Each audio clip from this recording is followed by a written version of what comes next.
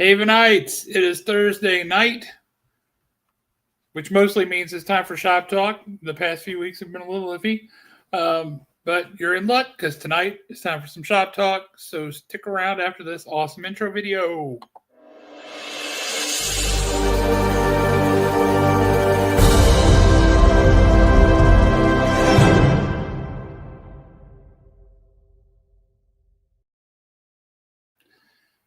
And we're back. It's still Thursday. It's still shop talk, which means we still need Alan. So what's up, Alan? Oh, just fight with computer. That's all. Just the usual stuff. What you got going on? Well, you'll notice I'm in a slightly different environment than normal. Yeah. That's because I'm batching it today, and I have to be down here with the dogs, so they may or may not jump up in my face, start barking randomly because some dog a half mile away is barking, or Lord knows what. So tonight could be a very interesting night. No, it's always an interesting night for us. Well, that's true. That's because we bring our own stuff to it. But I don't normally have input from the dogs quite so directly as they may tonight. I'm currently getting this real straight, pitiful look from Rosie, as if to say, "Who the heck are you talking to?" Because I don't think you're talking to me. I'm going to say that you were jumping off of your Wi-Fi also. What? Yeah, I'm going to say you're using your Wi-Fi because you actually keep freezing up every once in a while. I always use my Wi-Fi. No, maybe you got a better signal in the other room. I don't know. Now that could be. It's the dogs. The dogs are messing things up.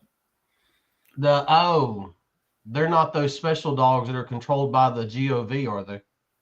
You know they are. Were they sent here to spy on you? Yes, Between definitely. the birds and the dogs. And they are also sabotaging things generally. Right. We are. Have you let the Discord folks know that Mark's coming on? Well, I wasn't 100% sure if he was coming on. When he jumps on, I'll send them all a message. Well, he's supposed to be. I will go and message him real quick. So he might be at the house right now staring at those new comic books that he picked up today. It could be. Speaking of today, we do have to start off on a sad note. Found out just before got ready to come do this that Ace Frehley passed away today. Who? Ace Frehley, founding member of KISS. I didn't know that. Yeah, he's 74 years old. He had a brain bleed. Well, that'll do it.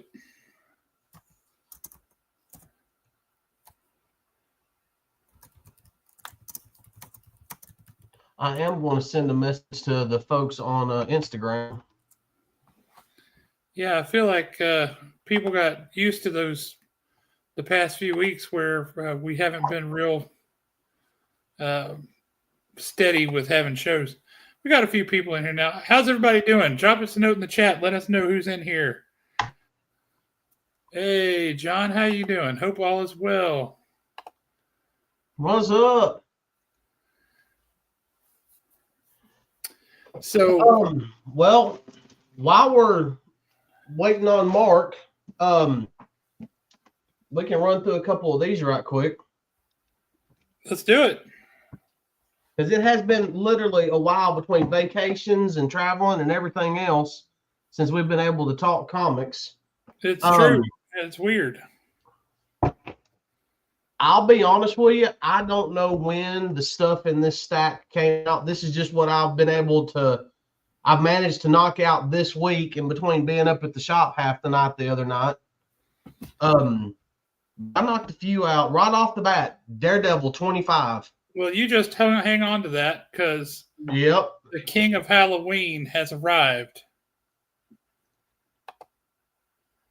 We are going to bring him on now. The man, the myth, the legend, the special scent from Old Spice.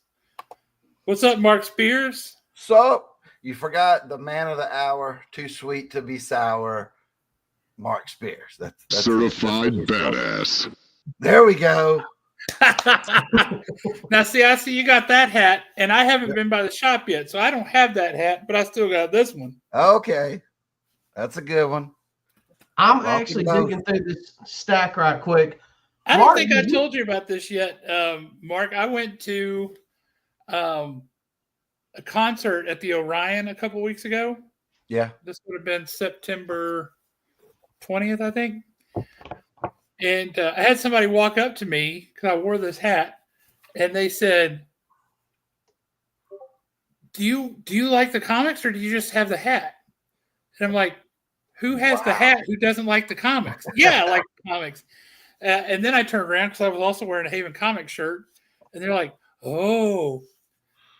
Well, apparently that person came in the store today and bought like 20 copies of the Monster and the Wolf blind bags. Oh, wow. Yeah. Man. Yeah, I saw some on the shelf today. Hey, welcome to the show.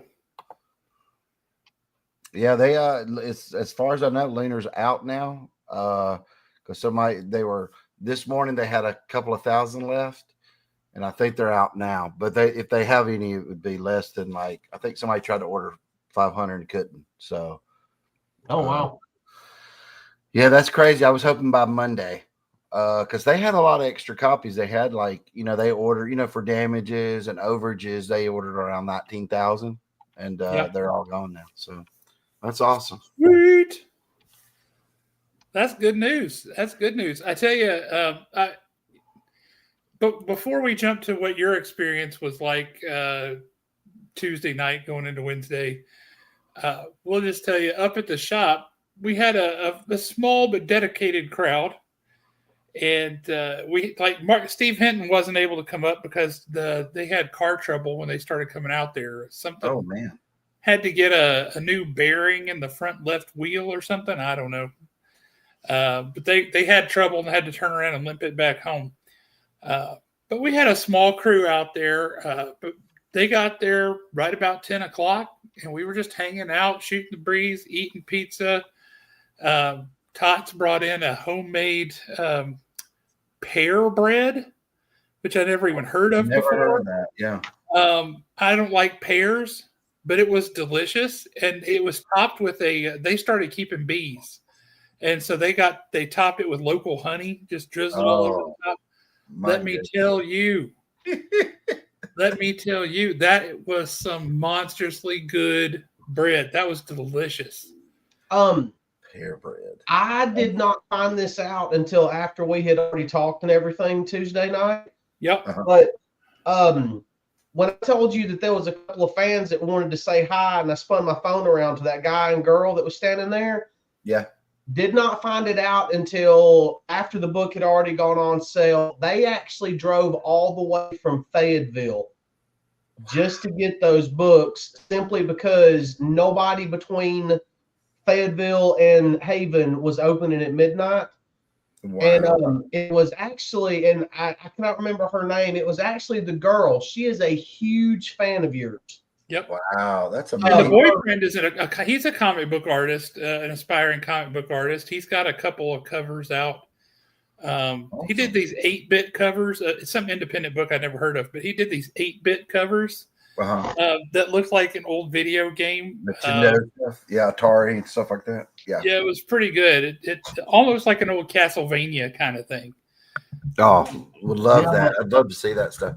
I love 8-bit stuff. Yeah. It's hard to do though. I tried to do something like that just for a panel because I was letting the kids play a video game, and I had to quit because it's hard to master just sitting down going, "Oh, I'm going to do 8-bit," right? Yep. And do it. So it's a talent. I couldn't grasp it that day. So I was like, nope, I'm not going to do it. But yeah, that's awesome. I like there's even 8-bit books out where you can get artwork that showcases all those games, but it's artwork, not just screenshots. So yeah. Man, that's awesome that they came down and drove that far. But I think they ended up buying around 40 copies themselves. Yeah, 30, 40 copies. They sure did. They were only going to buy 10. And then they opened those first 10 and they were like, I'll take some more, please. Now you'll get a kick out of this.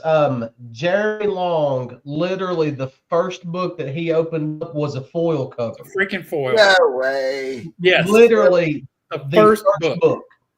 And I was over there talking so much smack. I was like, hey, look, just go ahead and pass it here. I'll sign it for you right quick. Then Josh can sign it, and then we'll get Mark to sign. Every time I reached for that foil, he would push it further away from me. Yep. Man, that was a lot of fun.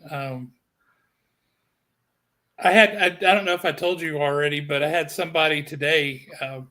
They picked up their 10 copies of the blind bags, and he messaged me today and said, "Sign me up for 10 copies of the Winter Horrorland bags." Oh, awesome! I want those too. I was thinking, if you'd have asked me just 3-4 days ago, how do you think what the Winter Horrorland would do? I would have said they're not going to do well, because it's just the last couple of weeks leading up to the release, there was a lot of negativity about the bags. Yep. Because people are selling them without permission, right? Breaking street date. You had that. Then you had then there was the ones that had opened them. The mix is horrible. I'm getting just nothing but dupes and all this. Then it was, oh, they're damaged, inside. All this kind of stuff. It was the nightmare scenario. Every little thing is wrong, right? The mix, the bag, the books, and all this. So, and I had copies. I had opened them for test, and I was happy with it. I mean, yes, there's some little spine ticks every now and then. You'll find that's from the wrapping. There was some complaints about a line on the front cover. I hadn't got one of those yet. I hadn't either. I saw one that had a really a line vertical. You could see, but it was just like residue from the plastic. And if you just did this, it was gone. That's some people have told me that. They said, oh, that's just something you can wipe away. So Transcon, who printed it, I'm gathering some up. I had some people that I knew that got those. I'm getting them to send to me. We're sending to Transcon so they can physically look at it, because you can't tell things with pictures, right? You don't know things. So they're going to physically look at them. And if it's something, a problem, they're going to try to fix that for the next ones, right? So, and then the pack out, I look at it this way. The mix, it's not great. No one's ever going to have a great mix, because one, they're comics and not cards. So you don't have enough in there to make it where you go, oh, out of this pack, I only got 3 dupes, and things like that. Also, it can't be to where if everybody got rares every time, then it's not rare. It's not rare. Exactly, Josh. You grasp it. There's people that wrote me, I opened 14 books. I'm done. I'll never buy one of these again. And I'm like, I'm sorry. That's just the way it is. It's there's some rares out there. You have a chance to get them. Some people will pull, like Jeremy with the first one. It's luck. I mean, it's a chance thing. I tried to make a good product to where whatever you get, I would hope you're happy with. Some people are buying them just for the rares and stuff. Oh, that's fine. I don't care. But I think the mix was as good as it could be. Transcon said that's as good as they can get it. They're going to try, though, the rares. I had seen some people open like 50 bags and get 20 sketch covers, which should not have ever happened. Right? They're rare. They're like 1 in 80 or something. So they're going to do better on the rares, they said, because that's easier. The sorting is easier on that. Like, let's put a couple here, right, in this one. So they're going to try to help with that. On the regular ones, though, if you don't like these, then you're not going to like the next one, because they said it would be they're going to do better, they said, but we don't want to say it's going to be much better on the base ones. It'll be around the same, because there's going to be 30 base covers again. There'll be 30 foil covers. One thing I'm going to do, because I wanted it to be a little bit more special and a little thank you, because I think, I've had so many people reach out. that overwhelmingly it was a success, because there's a lot of negative out there, but I love doing this. This has been so great. I've taken my kid to a comic book store and they're participating in it. Comic book stores are reaching out saying thank you. And that's what I was hoping for. It would be just a big community event that everybody likes this. So for the winter ones, I'm adding 25 days of Krampus. It's going to be the one of ones. I'm having 25 one-on-one tickets in the bags, right? So I'll up that. People seem to like the glow in the dark a lot. I'm so mad. I want one of those glow in the dark so bad, and I haven't found a one. Yeah, I hadn't seen them till they came out. I didn't know how well they would do. Like to the look. Oh, they look amazing. So besides our regular, need that pirate, the secret cover. Yeah, I need that pirate. Jeremy's got one. He said he had a pirate. If you can swap it for. So I'm going to do more glow in the dark than I did last time. Just they'll still be rare, but I have these ugly Christmas sweater covers, and they're also going to be glow in the dark. That's like instead of the tricks, it's the ugly Christmas sweater covers. You got that, and then we're doing, of course, we're doing Silver Screams. That's like a black and white, but the trade dress is in color, glittered color, and it's going to be foil, so it'll be like silver. And then we're doing Terror and Tinsel. Those are all foil, but they got like a glitter trade dress as well. And so we got a lot of cool things like that. What I just confirmed today, and I'll announce this is the exclusive for Shop Talk, right? No one knows about this yet. I hadn't posted it. We're going to do even more rare books out there for you than we had last time, because last time we were having 1 in 700s or so. Yeah, we're going to put in there, because we don't know what the final order will be, right? So we only can go with what, like rares, how many will be in there. And so we're going to do, we confirmed that we can do it today. 5 covers will be made 25 each, and every one of those, that's 125 for those who don't do math good, Alan. 125, I will sign and remark on every one of them, and those will be in the bags. So they're going to be like, what, 1 in 3,000 or so, because there's so many, there's only 25 of each. So we're going to have those in there. They will be on the checklist.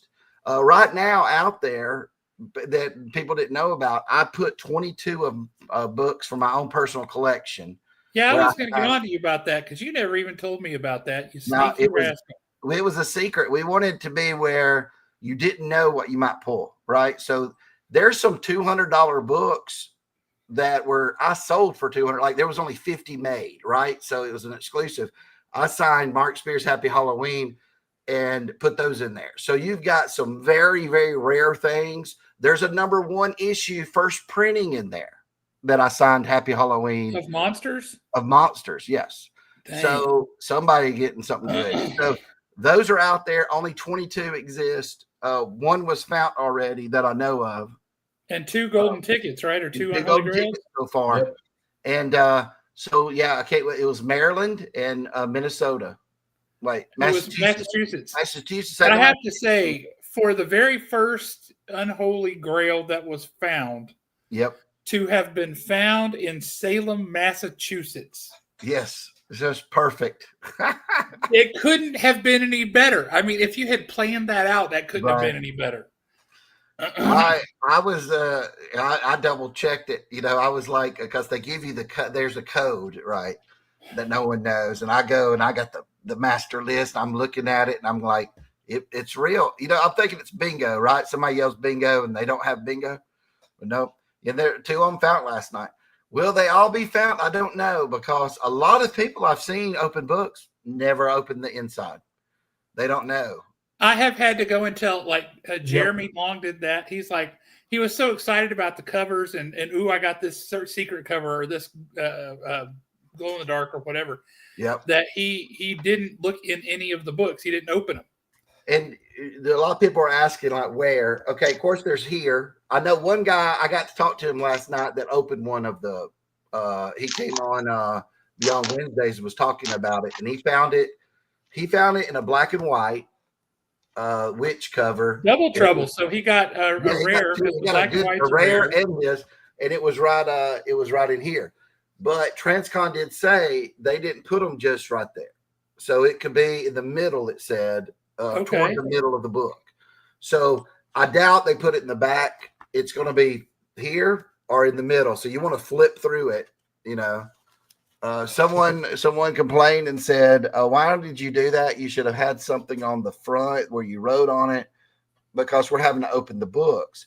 And I'm like, they're a comic book. I would like for you to open it up.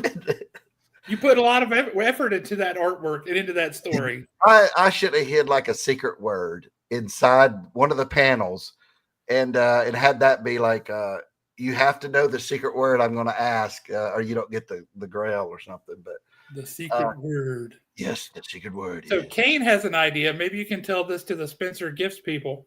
Okay. But you need Monsters Christmas sweaters. Everybody's been asking about that because they love the Christmas sweaters that I've designed. You can actually see them on Instagram. I haven't posted them yet. That's right, man. I got to do that. I'm going to post tonight all the covers you can get in the Christmas ones. Well, you haven't finished them all yet, I don't think, have you? Because there's one I didn't see anything about, and it's a no-brainer. Like, how do you not do it?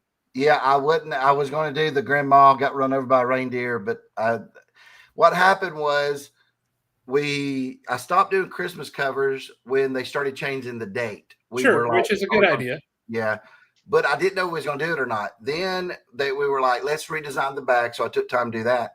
And now, instead of getting to do covers this weekend, I'm having to finish up issue 8, the story, because I went back and I've redone some pages. I've changed some of the things. Like, so there's a small percentage out there who read the Kickstarter. Actually, issue 8, I would say there's less than like 30 people, right? They're just issue 8 didn't sell well.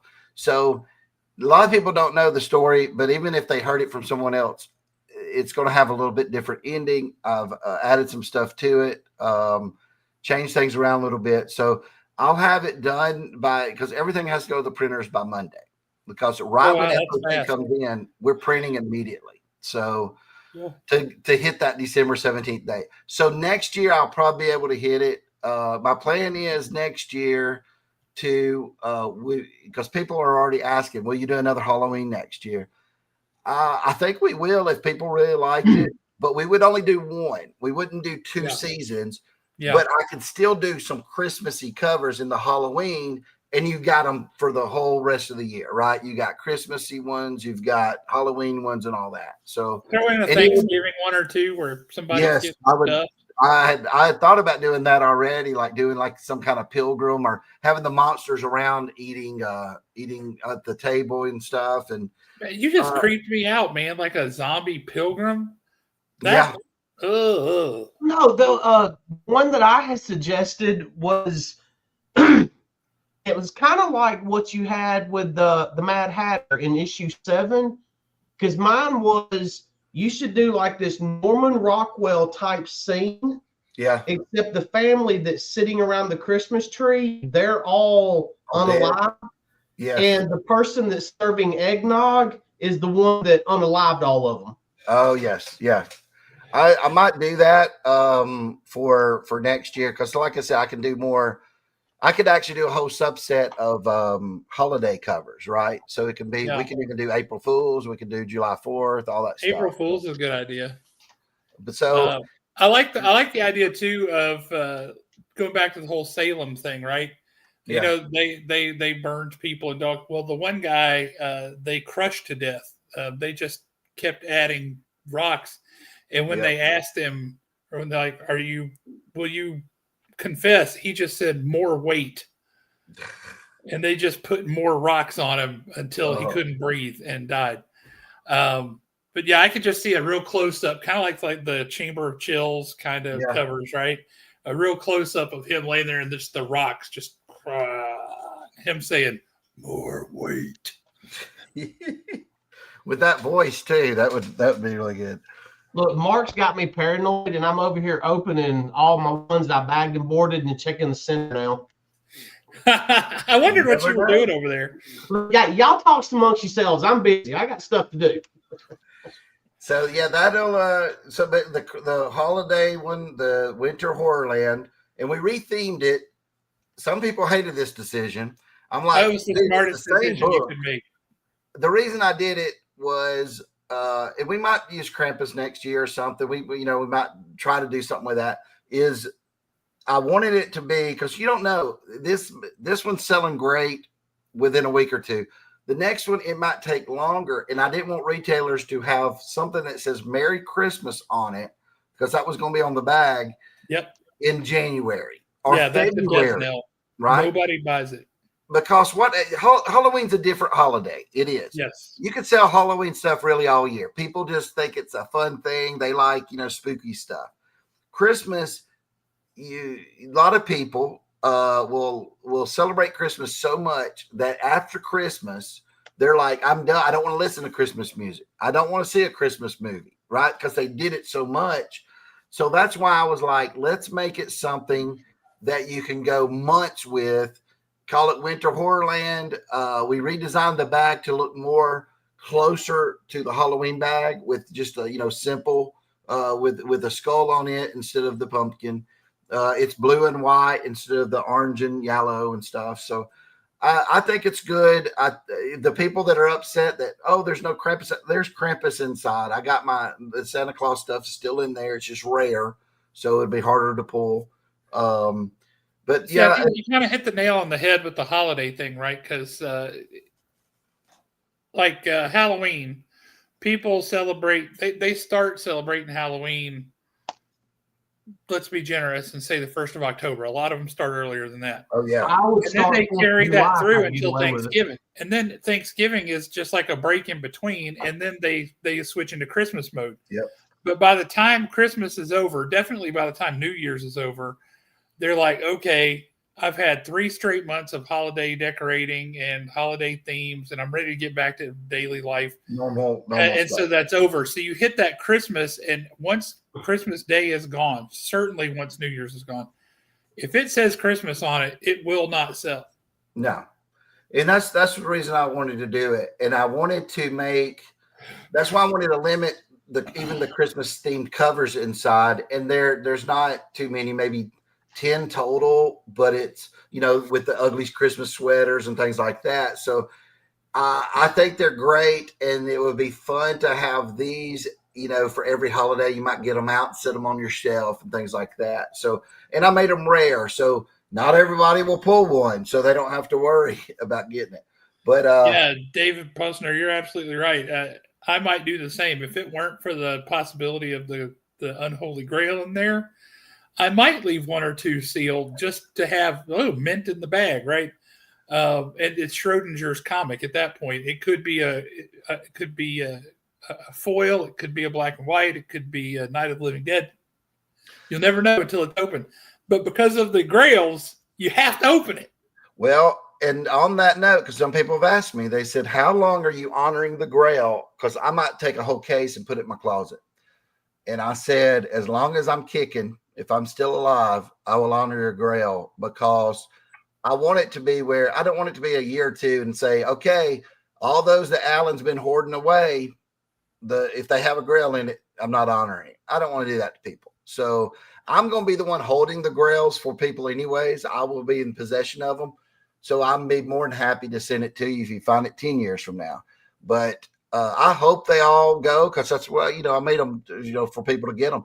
I hope people get them, because I would go out, and if they're in the aftermarket, I might buy one myself, because I would love to own one. And I don't want to, just say, hey, I'm making 13, but only 12 are out there. I'm keeping one. I don't want to do that. I want to make it where it's a fan experience and they get it. So I'm going to honor it until they're found. Same thing for the Christmas ones. But on the Christmas ones, with those rare 25 being in there too, it's going to make you really want to open it, right? Because is one of those in there? Do you have one of the 25 one of ones in there? The tickets for it? Do you have, of course, the other things like the ugly sweater and all that stuff? So now there's only going to be 77, I think, total covers because I was overloading their system. That's the reason. Only 77 total covers. I did 90 covers. I just want people to think I didn't get lazy. I did 90 covers for it. I cut them down because they asked me to, because they've never done something this big, right? It's never been done. They had trouble because of the sorting, and they pushed them back 2 weeks. We were supposed to get them October 1st. I want to make sure people have these before Christmas, because I think it's just a fun thing some people give these as gifts and stuff. So I want to make sure we hit that December 17th date, that I'm cutting them down to 77. I'll use the others later on something or save them for next year. And if I have to, I might do some, I don't know if I was going to do some double-sided covers, like flip covers.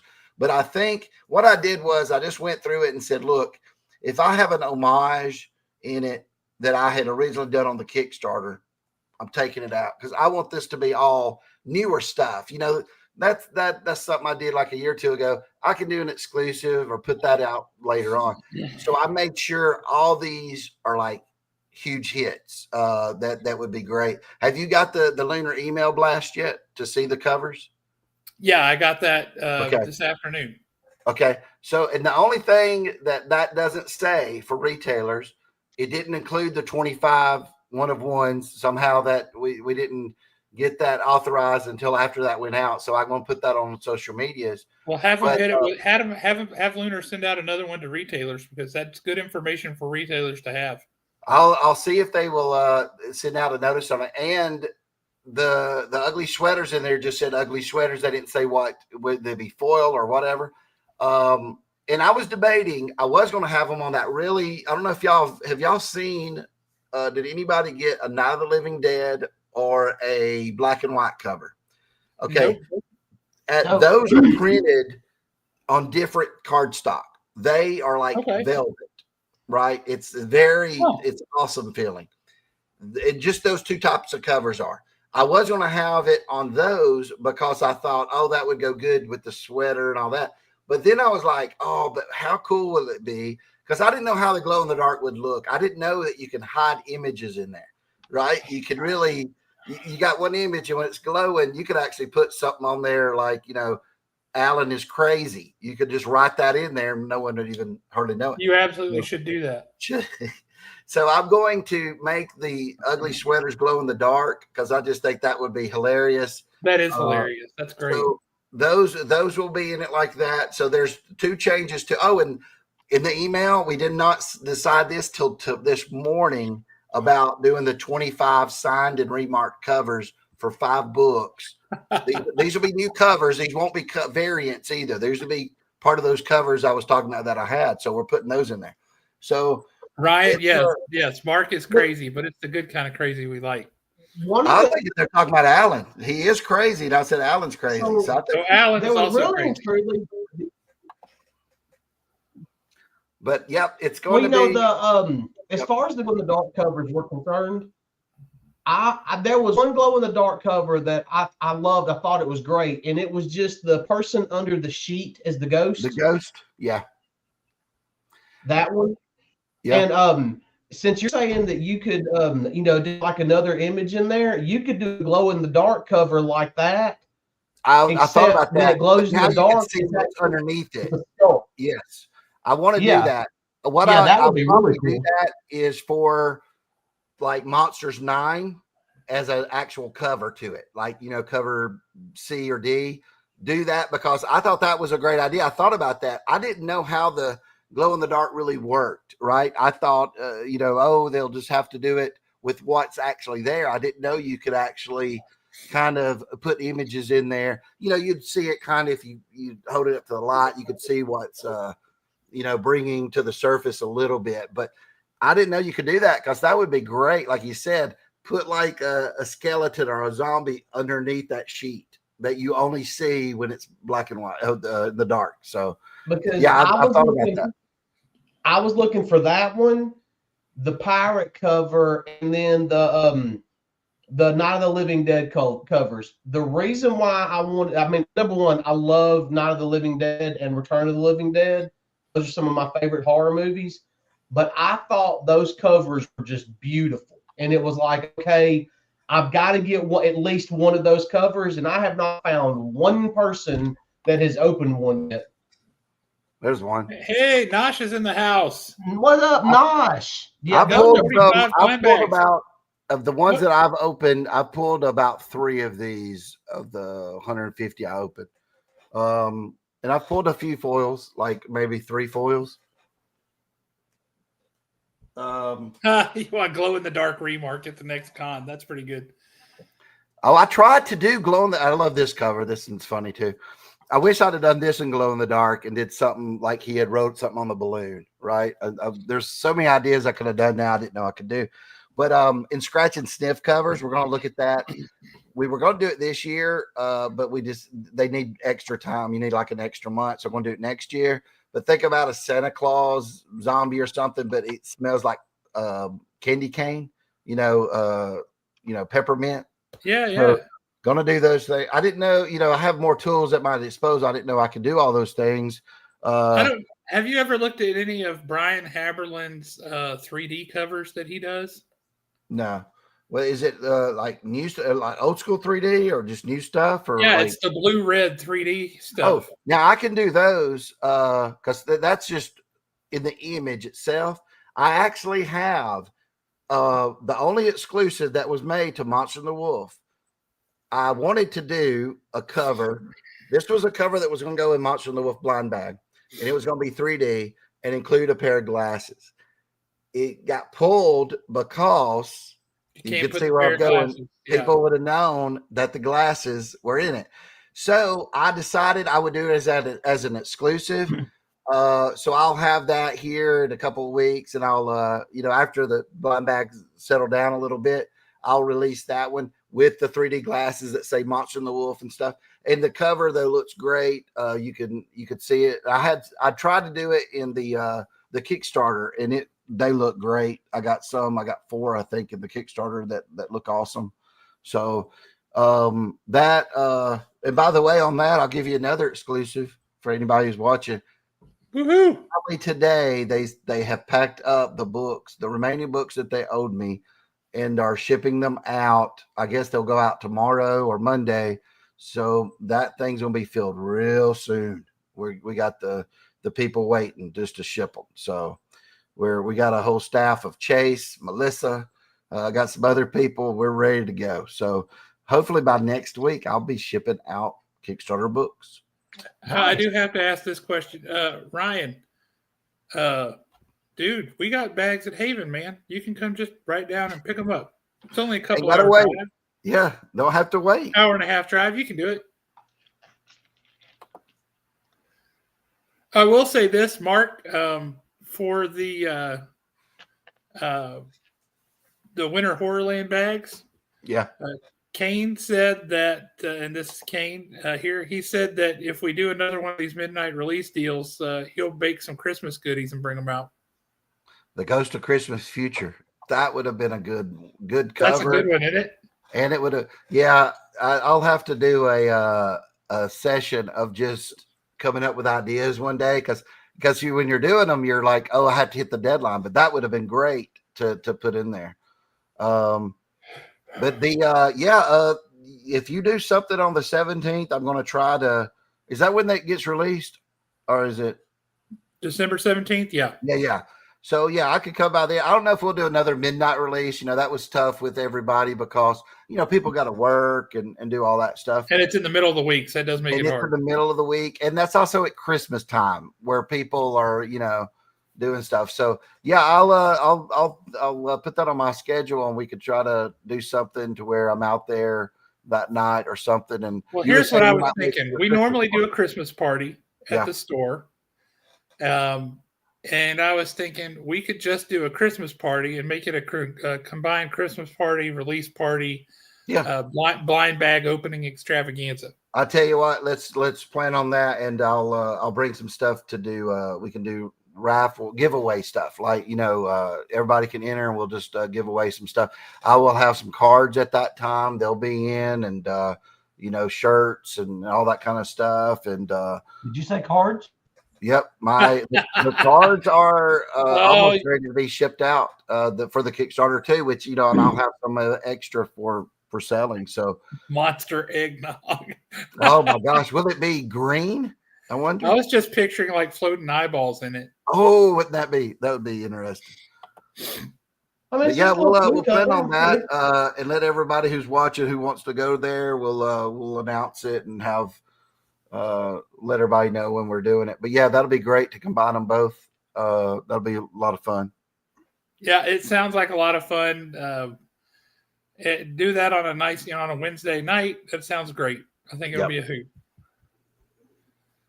He says, "You want green monster eggnog? You got it." That's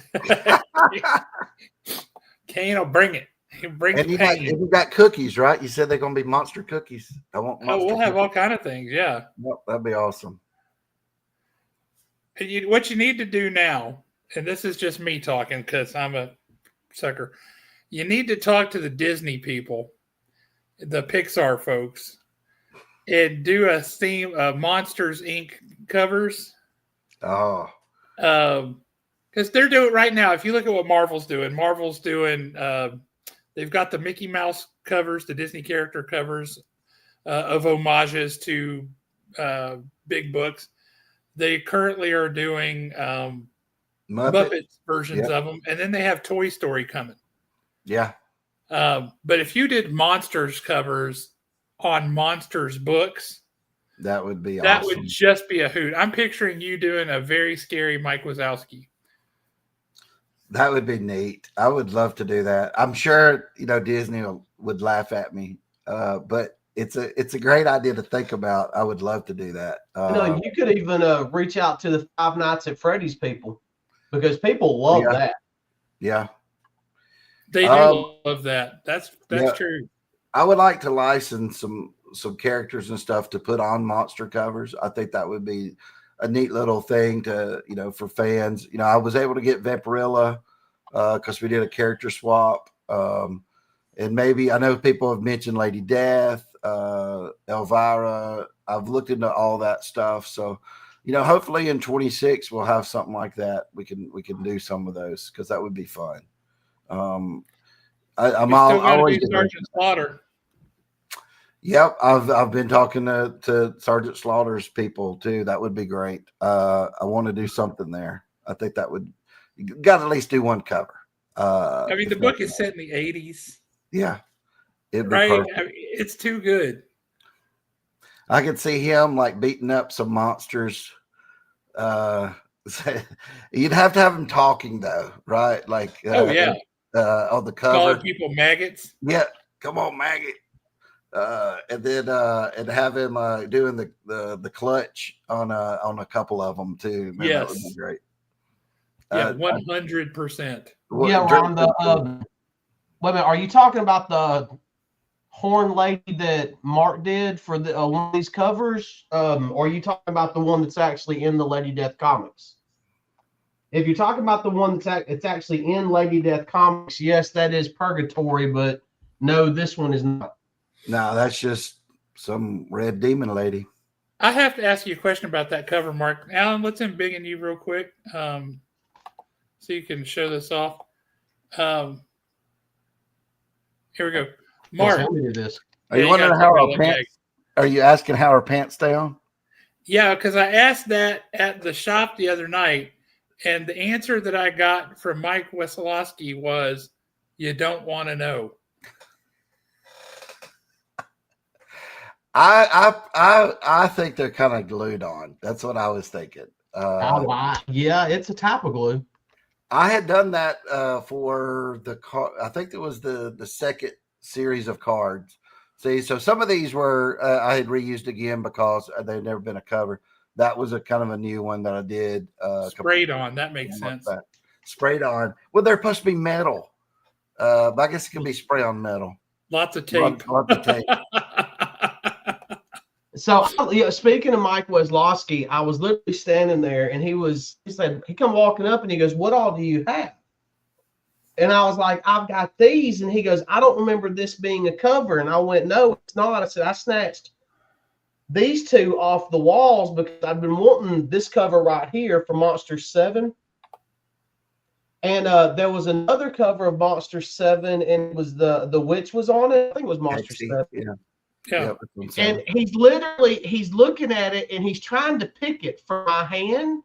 So naturally, on my stack, I'm kind of pushing a little bit further with my thumb so he can't pull it out.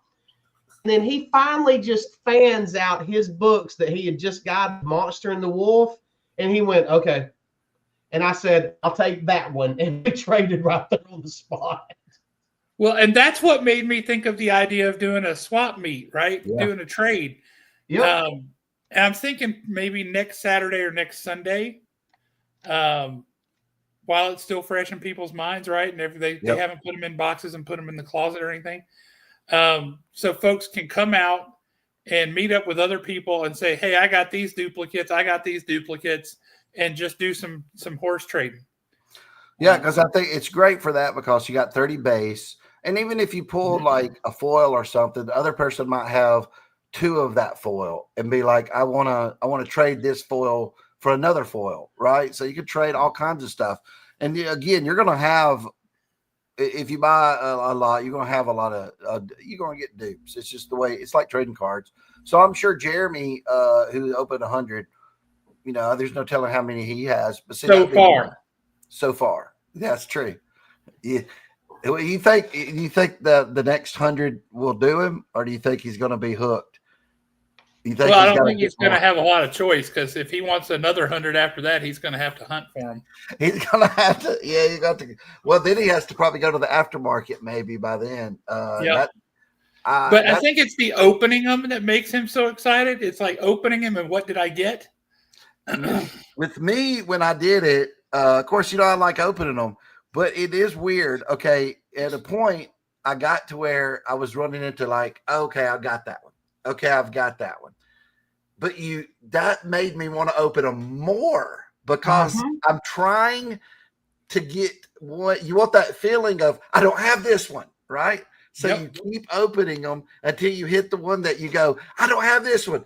But then it don't stop. Then it ain't like, okay, I'm going to walk out of the casino or nothing. No, it's, let's see if the next one is one. So it gets addictive. I had people when we were testing them, we were trying to see, is the assortment good? Do they get damaged opening? So we had Lucas's girlfriend opening some, and she loved it, and she's not like a big comic person or trading card person, but it is. I think everybody likes a surprise. And that's what it is, right? It's like, what's underneath this? Oh, it's this. So I think it's fun. Again, like I said before, I know a lot of fathers are taking their kids there and getting some and opening them together, which is awesome. I just hope they don't pull this cover, the trick cover of Mr. Funny Bones. Yes. Have y'all seen that one? Yep. Yeah. Yeah. That one I was because I thought it was hilarious when I did it, and my sons were like laughing, but they were like, "Man, I hope no 8-year-old kid pulls that." And their dad goes, "Hey, open this bag," and they open it. But well, I know a 51-year-old kid that really needs to pull that Creature from the Black Lagoon in the bathtub cover. Y'all haven't pulled that yet? Oh, I did. Josh did, but I didn't. Yeah, right there. Some people really want that one. That was great. That's what's really interesting. I'm finding out when I've talked to people, they all have different favorites, and that just thrills me because you don't want to do all these and everybody goes, "Yeah, these 2 are our favorites," right? Because then you're like, "Well, I wasted time doing the other 28, right? I shouldn't have done them." I really want that deep sea diver one too. That one looks awesome. That one's great. Do you know what inspired that? I'm wondering. Because a lot of people can just look at it and go, "Oh, I bet you got that idea from this." Scooby-Doo. Yep. You remember there was an episode of a deep sea diver, and he kind of glowed. And then there's the Garbage Pail Kids. A lot of people like those homages. I'm Those trying were just fun. the Dave Stevens homage with the witch and the moon. A lot of people like that one. The Chamber of Chills, with the glass and the woman with the skull face. Yep.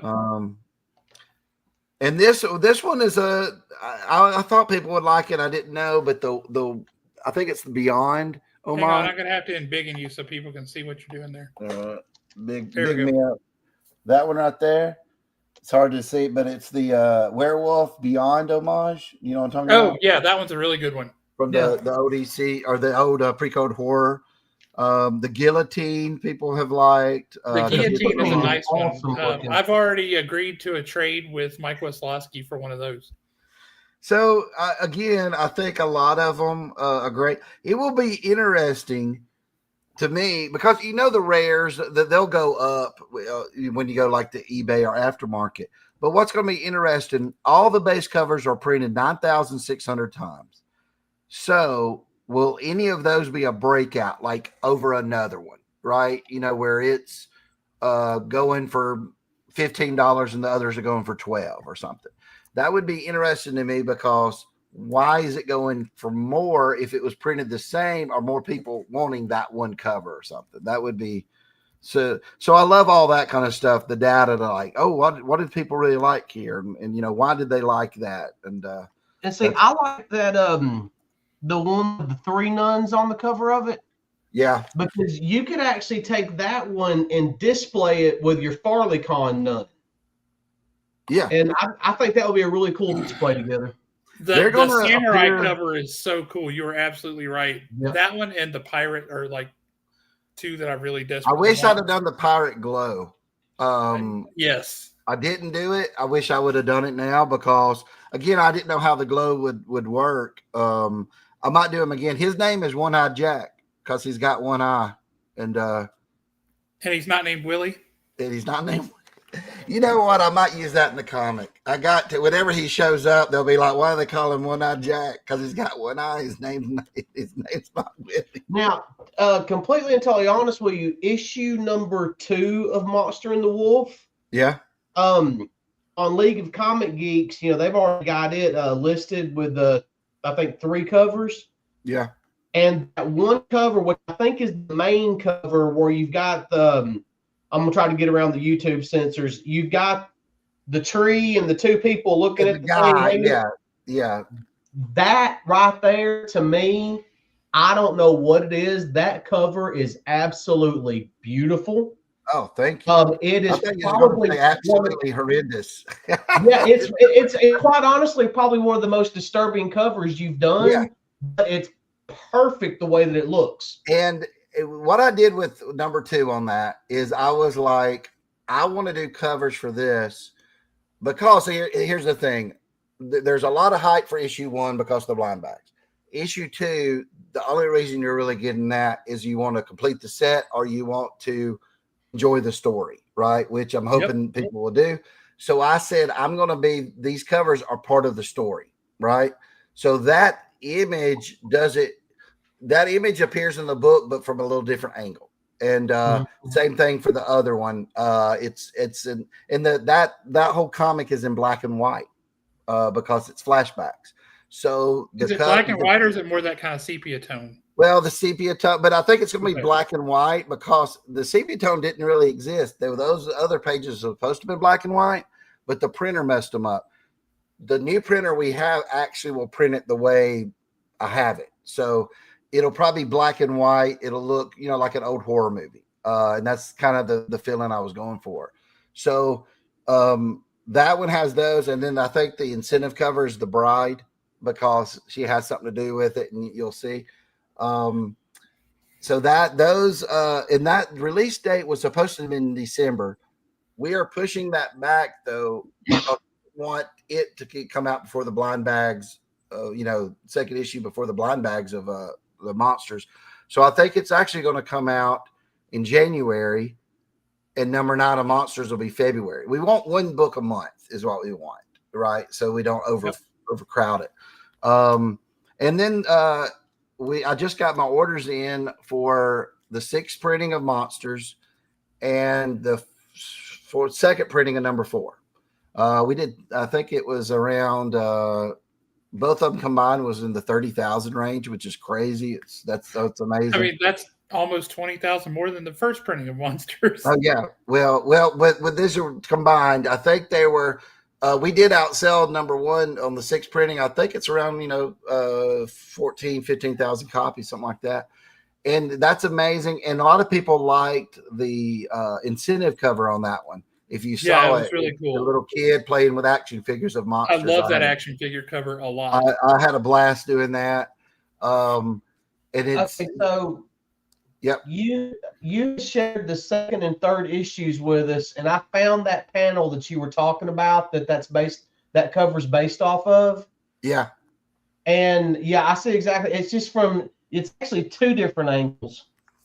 Yeah. Did you see it from? Yeah, that is really cool. And then you've got. I want to say the cover has it where a hood is over his head, but in the book it's not. Yeah, and then I want to say the 1, 2, 3. The 4th panel down is the full shot of it from behind. Okay. Yeah. Yeah. Another thing about the comics, of Monster and the Wolf, you got your checklist on the back, right? That shows you all this, talks about the Unholy Grails. You got your incentive covers that Haven still has both of these I saw today. So if y'all need to get these, Haven's got them. There's also, though, if you wanted to know more about how rare is this and all this, without having to go look at my social medias, they have the covers here even blown up more, right? You can see how big they are, so you could get a better look at them. But also, it'll give you the number, and then on the bottom, it'll actually tell you the ratios. If it's a 1 in 700, a 1 in 100, and all that. So you could know there. A lot of people did not know. They're just saying, "Oh, I don't know how rare this is." It's on the bottom. Yeah, it's right there. Right there in black and white, actually. Yep, black and white. There it is. So if you're not knowing, now you know. Here's a fun question for you, Mark. Do you have any process or art process streams or videos that you've ever done that shows your process of how you do it? Not currently. I think the only video that exists on YouTube's I think I did a sketch card of Batman within I think it was like a 60-second sketch card or something back in 2013. It was that would have been 2007. So I did something like that back then. I just hadn't had time to do something like that. Another thing on that is a lot of people ask, why that would be really cool. I don't do everything at one time. That would be, I can't stay awake that long. Well, that's because you're not doing a traditional pencil, ink, color. You're working with this whole palette of weirdness, and you're doing the whole thing by yourself. I do 3D modeling. I do digital paints. So it's a huge, long process of how I do this kind of stuff. Because you even got to think of, I got to think of textures and all that kind of stuff when I'm doing the 3D modeling and stuff. And then when I go after all that, when I go to paint and everything, then that's a whole nother process, right? Where I'm taking it in there. Now I've got it. Now I've got to go, okay, now how do I do all this to make it look good and paint it all up? So it's a long process there, but it's easier when I have characters or models that I've already used before. So like if DC comes to me and says, hey, we want you to do a Doomsday cover. Well, I don't have that, right? So now that's going to take me longer. If they come to me and said, we need a character I've done many times that's good. They need a Joker. I would say, okay, I've got a Joker model already done. If it's that way, then I can, go in there, figure out my layout, my pose. Then I take that into Photoshop. Then I paint that up, and then there is my artwork. So it takes longer if it's something I haven't done before. And then a lot of it, especially with my DC stuff, I'm not too thrilled with it. I'm happy, but the monsters, there's no wrong there's no wrong concept. You get what I'm saying? Everything is my versions of it. With DC stuff, you kind of want it to look like Superman should look like Superman that you're thinking of. Hadn't nailed it yet. I'm getting there. I'm circling around on Superman, but I've not nailed the Superman that I go, that's it. Now I'm good. I think I get the blues wrong a little bit because my color palette, my blues are very light blue and yes, never hardly dark blue, and Superman's more dark. Then I fight myself on, do I want it to be a cloth texture where it's, where you would just paint it smooth, kind of like an Alex Ross, where it looks like it's spandex, things like that. Or do you want it to be where you actually can see, the muscle definition, right? Like they do nowadays on superheroes. Yep. So I've not nailed Superman yet. Batman, I've gotten better on that. So there's a little bit difference at DC that I'm still trying to work on. Again, when I do that was a perfect segue. Okay. I don't know if that was a perfect segue to transition into talking about DC. So maybe we should do a really quick DC promotional advertisement for an upcoming DC book real quick. What do you think? That like that one? If only we had one to promote. Look at that cover, people.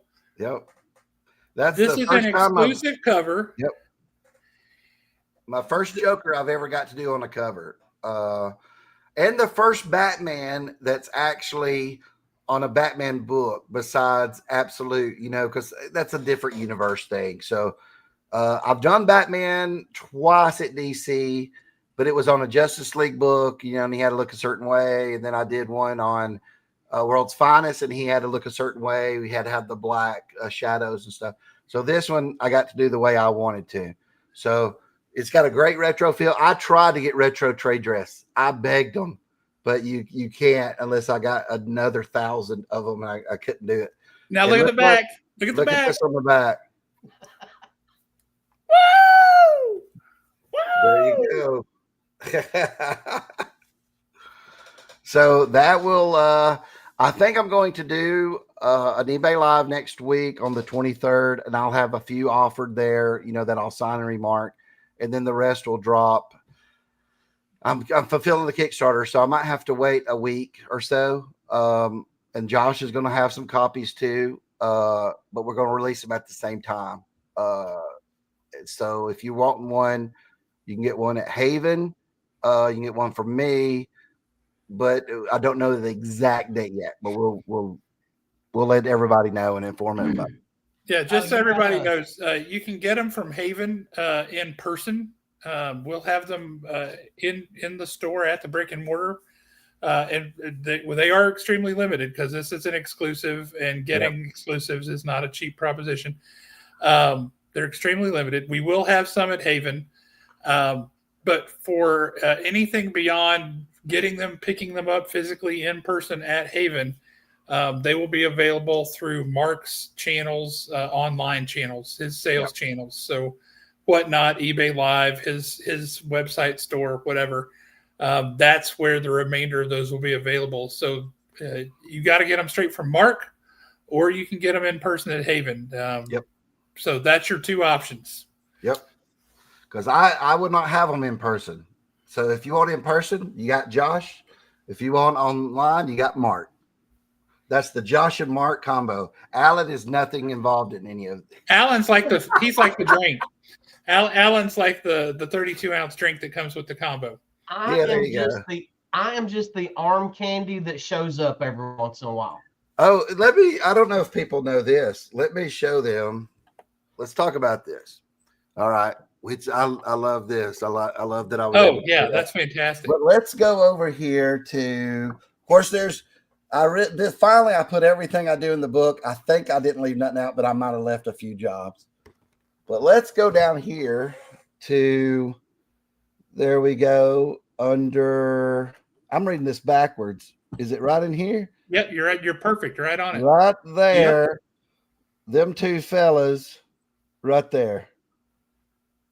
That's why Alan was talking about signing these books earlier.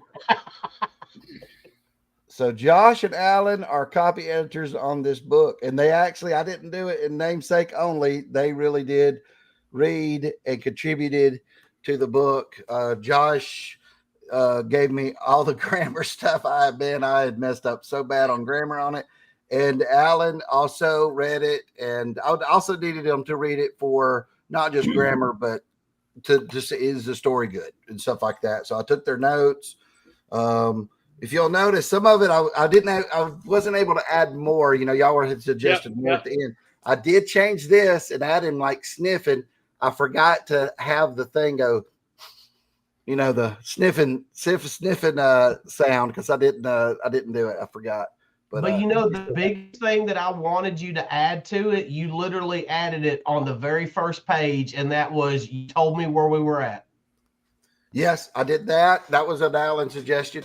Also did this where it was 1 hour later, because y'all were saying, and I mentioned that to my nephew who read it, because I said, hey, these guys said this. What do you think? And he read it and said, yep. How does he know the names? And I said, I don't really want to change all that dialogue, but if it's an hour later, they've been talking. You don't know what all they've talked about. Yeah.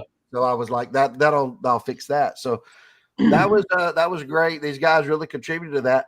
So Josh and Alan from Alabama have their names in one of the biggest independent comic books of all time.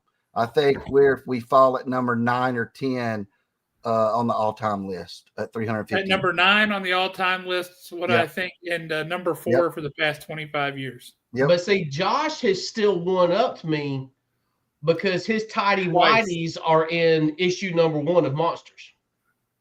Yeah, my name is in that one too. So technically, yeah.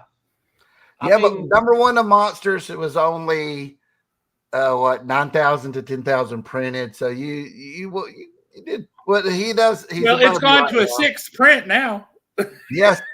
That's another thing. I got to check. Somebody the other day, they said, Mark, with 350,000 copies of this and all the reprints, have you did a total yet? Are you at 1 million on the comics sold? And I was like, you know what? We could be hitting up there. I got to ask Kingspot about that. I might wait till after the blind bags of the winter, because that might actually hit it then. Because you got to think we would do number 4 was at 80,000 copies, and then so 1 and 2 though didn't do. They're in the 10 to 14,000 range, but you do have reprints. So we're probably at about 200, maybe 300 on the regular series or so, because we're doing around 55,000 copies an issue. So then you have the blind bags. If the next blind bag does in the 100, 200,000 range, then it could be about 1 million. If not, I think we're close to it. So that'll be an interesting stat. If we couple things real quick. Nosh wants to know what the link is for your store, for your eBay Live, whatever means you're going to be selling that detective book. Okay. Mark Spears Art is my name on eBay and eBay Live. If you watch my socials, I will be probably tomorrow be going ahead and letting people know. And then I'll set up you got to set up an event. I'll set it up and then have a link so you can go and get notified. But and then there's the Shopify store. Yep. And then I know the answer to this one, but Matt was asking, is there going to be a foil or a metal for the Detective Comics variant? And no, sadly, the way that works, you have to get, I tried the hardest to get one. I wanted old trade dress, right? The retro. And then I was like, well, can I do foil and all this kind of stuff? You have to do it in increments of 1,000. And it was just like, there's no way. Cost prohibitive real fast. Yes, because then the thing is, if you had a retro trade dress foil or something, or a regular one, not foil, then you've created 2,000 of them on the market. And I don't care if you sell them at cover price. It's hard to get rid of. You know what I'm saying? It's a lot of books.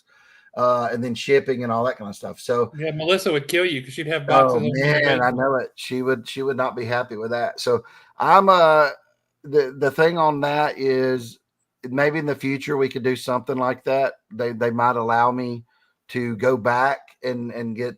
But see, I don't like to reuse stuff. I don't want to have this come out. Oops, that's the wrong book. Look who just popped in. Oh, look at that. Sorry, just popped on. Oh, it's okay. What has popped on me? Well, so if I had a foil of this later in the year, I don't think it would work. I don't want to reuse artwork because then it devalues this one to me. Yeah. If you just say, hey, I'm going to reuse it again. So this will be the only time I use this artwork will be on this one.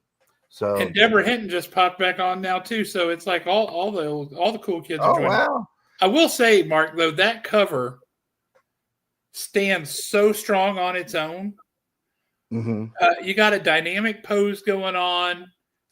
You got the like determination on Batman's face. You got the Joker being the Joker. You got that creepy hand out there, just like with the yellow and the black background. The colors of Batman and the Joker just really pop off of that to almost has a 3D look. And then it works surprisingly well with the modern trade dress. Yeah, I was worried about the modern trade dress, but I was so happy when I sent it to him. I sent him the cover. I didn't give them a cutout. You get what I'm saying? I would have if they'd asked. So when they came back to me and put it this way, like they just had their artists go in there and trim, so they could put it back there. That was beautiful. I was like, oh, thank you. Because if you'd have put that over, wouldn't have been as good, right? And I really don't think even if you'd have took this, shrunk it down and put it here or something, doesn't look as good. That was the best placement for that. And I love it with the ODC logo. So that's a phenomenal cover. It almost looks like Batman is giving him what is it, a noogie? You messing up their head. Yeah. So just one more time, show people the back of that cover. Oh wait, the back. Let's see. The back. Look at that, yo. Oh. And I will get one of these, at least a 9/8, for Josh over there to display at Haven. Maybe we can even get. Wouldn't it be something to get a 9/9 or a 10 out of one of those? No, because Josh's head is already big enough. So we need to keep it at about a 9/8. I might do, if this one does well, if people like this, I was planning on Huntsville Expo to probably do another DC exclusive. That'll be my next one I would do. And maybe I hear that they're doing Superman, Spider-Man. Wouldn't that be cool to do at the Huntsville Expo? Cool to do. And they're doing a whole bunch of other stories or other stories in the back of it too. Like they just did the Batman Deadpool. Yeah. They've also had a Daredevil, Green Arrow, and Wonder Woman, Captain America. We're in the same book. Yeah. So there will be some of these others. There was Jeff the Land Shark and Crypto too. Here's a question that Andrew was asking. Love your work. What inspired your style of drawing, and how long have you been drawing like that? Been drawing, just drawing in general since a little kid. I switched over to digital paints in 2008, 2006. During that era, because that's when I was doing licensed work for Marvel and DC, doing statue concepts. And when I would turn in my artwork, I would scan it in. And I was really bad at colors. I could color with a marker or watercolor and stuff like that, but they wanted digital colors. So it was so hard. And you got to think what you had back then, right? I didn't have a tab. I had a mouse. So it was really hard for me to try to do that. And you couldn't, you just couldn't click on something like you can now. And it goes, oh, I know you're staying within these lines or something like that. So it was tough. You actually had to go over that with a mouse, the whole thing, and then go with another layer and all that. I hated it. And I remember even telling them, what I would do is I would do a little cheat where I would do it in marker, then I would scan it in, then I would try to go over and change the colors a little bit for them, but they could tell it. And because I just hated doing it. But they gave me the best advice and said, look, in this industry, you've got to start converting over to digital. That's where everything's going to go. And that's when I started doing that. So I started doing more coloring my own penciled art. Then I got pretty decent at that to where I go, okay, what if I give it a painted look? Where I went in there and made my own brushes and started painting it. And that was around 2013. I started doing that.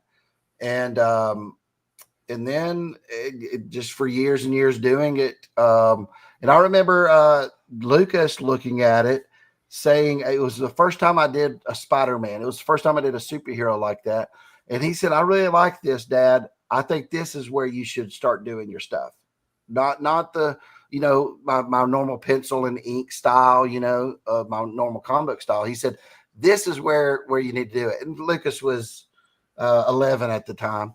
And I said, I know people like this better when I would post it like on, Facebook or something. I'd get more likes than if I just posted pencils. But I was like, that would be almost impossible because that one picture took me a month to do. I was like, that would be impossible doing a comic book like that. But years of practice and everything, I got faster, got better. Technology got better because then I got a tablet. I was able to do more than with the mouse and stuff. So then it's what it is today. So yeah, I'm glad I switched over. I think I maybe I would have got into comic books. I don't know, because it was kind of like I just could never get in. Doing just your regular pencil work, I don't think my pencils are bad at all. I think I could stand toe to toe with my pencils. Inks, I don't really like inking as much as my pencils, but a lot now they do a lot of where they just ink the pencils, if you know what I mean. They just turn the pencils into ink, and that's probably what I would do.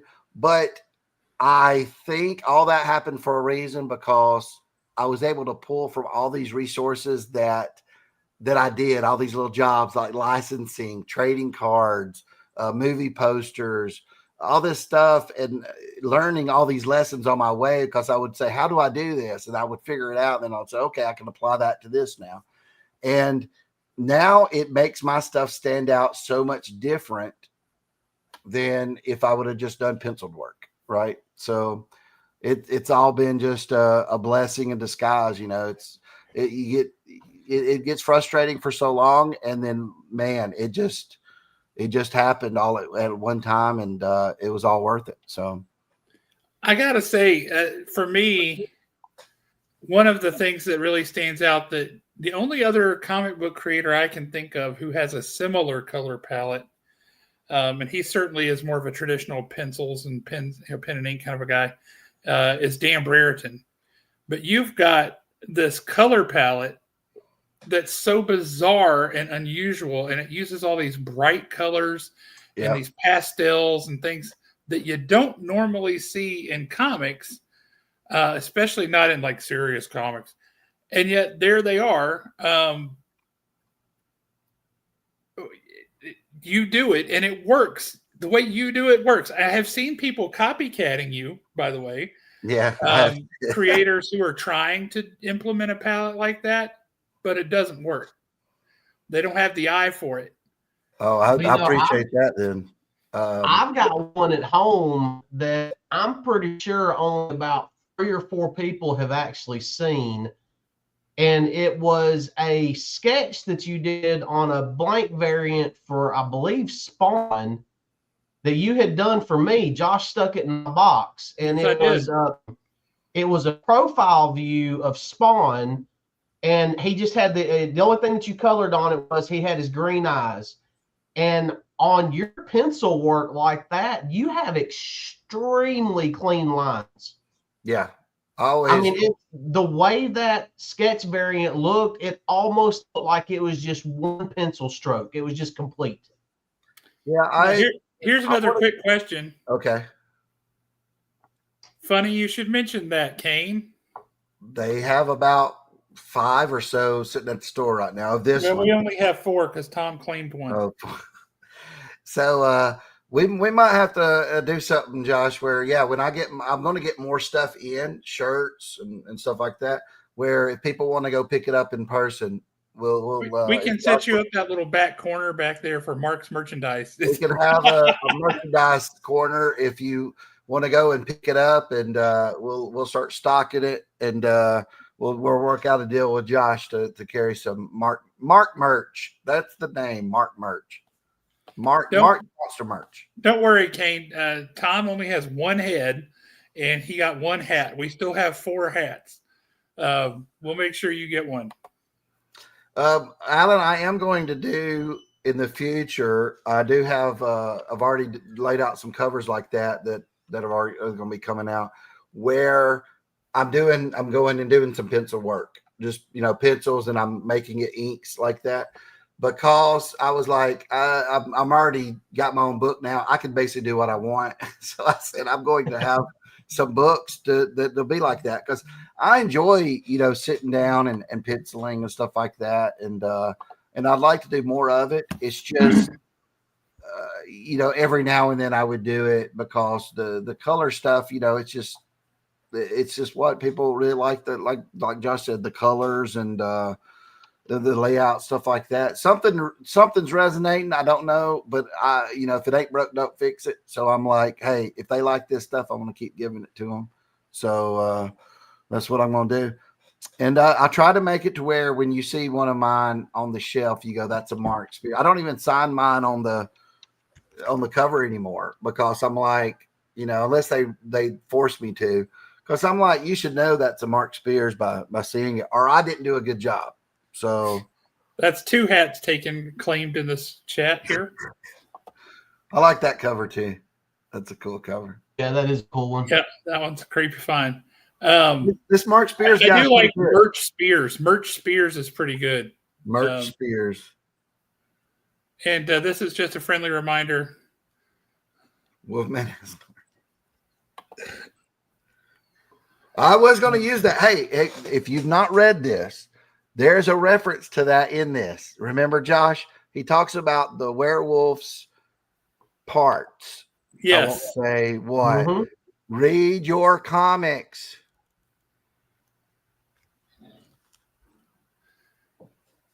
What kind of a shop doesn't know who Mark is? Dude, there's a lot of there's still some that did not order the bags. So hey, there's Bruce. Great read so far. That's great. Bruce. I have to address a question from earlier here too. Yeah. Let's see. Man, there's a lot of chat going on here. This is awesome. Scrolling back up. Matt Posey says, "Where the heck you at? Are you in a bomb shelter?" No, I'm not in a bomb shelter. I realize I'm not in my normal environs. I am taking care of the dogs tonight because I'm batching it. Leslie's not here. And so I have to be down here to keep an eye on them, because otherwise somebody will chew holes in the couch. Right now she's staring at me like, who, me? I wouldn't do that. So I'm having to keep an eye on the dogs. I'm surprised they've been as quiet and well behaved as they have been for the past hour and a half. Here's something that I'm hoping to have done by Huntsville Expo. This is Monster Slayer is going to be appearing. This is the shell, and we'll have fabric on it. The guys will glow red. We'll have lenses in it that'll have lights in behind it. Hat. We're gonna have a life-size Monster Slayer mannequin basically there. Mannequin? So, you're not putting Chase in that thing? I don't know, man. You could get in that, but man, I wouldn't want to. Yeah, but he's Chase. He's your kid. You can make him do that. Yeah, I could force him. Look, son. He looks at you. Got to do it. But yeah, that's going to be awesome. I can't wait. I want to have a life size something where people can go up and get their photos with it and stuff like that. No, that'd be cool. Yep. One of my favorite pictures I've ever taken of myself was the one with your Wolfman. Oh yeah. that I just did real quick as a, hey, I'm at Mark Spears booth. That's a great picture. Maybe, just maybe, you need life-size Mr. Bones with the balloons so people can get their picture made with him. That would be awesome. I might do that Creepy, because she could creepy. actually do a 6 foot tall bones, and then the balloons be even tall. They're like he's holding them, right? So they're floating up. Or make it where his hand is doing this, and we tie helium balloons to it, so it looks Now, like that would be cool. that might even be better.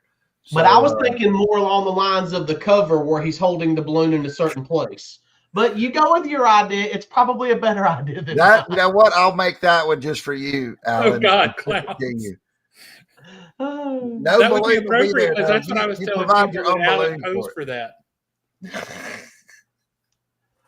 Yeah. He tried. It didn't work. Everybody knows it's his tidy whities in issue 1. He needed a bigger balloon. Maybe that guy needs to be blown up. The cop in his underwear. There I you could go. have a stand up. You know, I could do a cosplay at the expo next year and just get a wife beater and some tidy whities, and I could just stand there with a kitchen or a bathroom sink in front of me. Jeremy might throw you out of there. I don't know. But yeah, Grace is already excited for the expo. It's going to be great. Oh, Everybody's yeah, having visuals. You can see by the comments, like just laughing faces and laughter. They're like, "Oh my God, I'm visualizing this!" And somebody give me an ice pick I can put through my eyeballs. I have a lot of fans write me, about, hey, are you going to Huntsville Expo next year? I'm like, yeah. But they're like, yeah, I want to go. But what the next words out of their mouth is not like, man, I can't wait, blah, blah, blah. No, they're like, is that lady going to be selling that food, those snacks? And I'm like, Nana's sweet treats. I'm like, Yes. yes. I'm like, that's Jeremy's mom. And dude, I mean, seriously, like 10 people have wrote me about that. Like, but she'll be there, right? Like, oh, Mark, you'll be there. That's cool. But will she be there with those treats? Because we want to eat them treats. They're so good.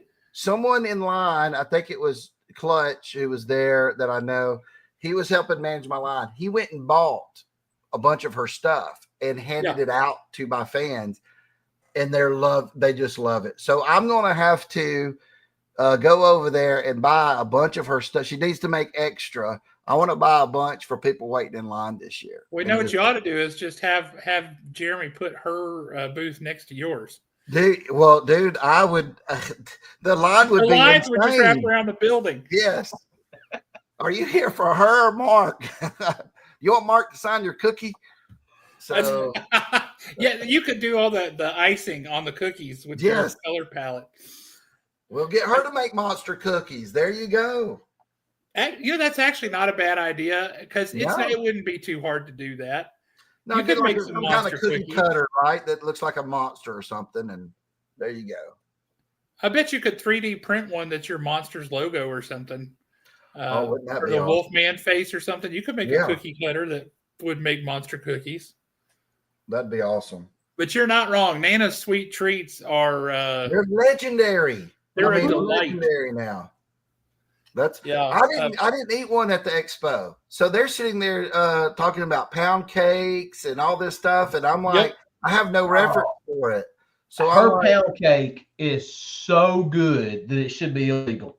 I'm gonna have to go and get that before we open on Friday or something, or be like, where's Mark? Mark's not here. Well, Mark's gonna go get him some treats. And here's the secret with her. Okay. If you reach out to her in advance, it's like doing a special order, right? Like she'll make something just for you that never goes on the display that's what I got to do. And that is a much smarter plan. Well, yeah, because she can plan on it then. She can say, oh, I need to have this extra thing for Mark. I need to do that. Now, this is an interesting question because it's totally wrong. What's Keen Spot want you to do after Monster the Wolf? King Spot wants him to do whatever Mark wants to do. That's what they want him to do. So I am planning on a one-shot spinoff, and I will be doing that. And also, I just wrapped on Spawn 77. I finished all the 6 issues. That'll be coming out first of next year. Me and Todd's got a script it now. And I'm thinking of doing, if DC wants to, they had expressed some interest, in doing maybe a like 2-issue miniseries or something over there, 3 issues max of like an Elseworlds kind of thing where it'd be my own little universe kind of thing over there. So I might do that. It depends how much time I have. So 8 is going to bed this in the next day or two, right?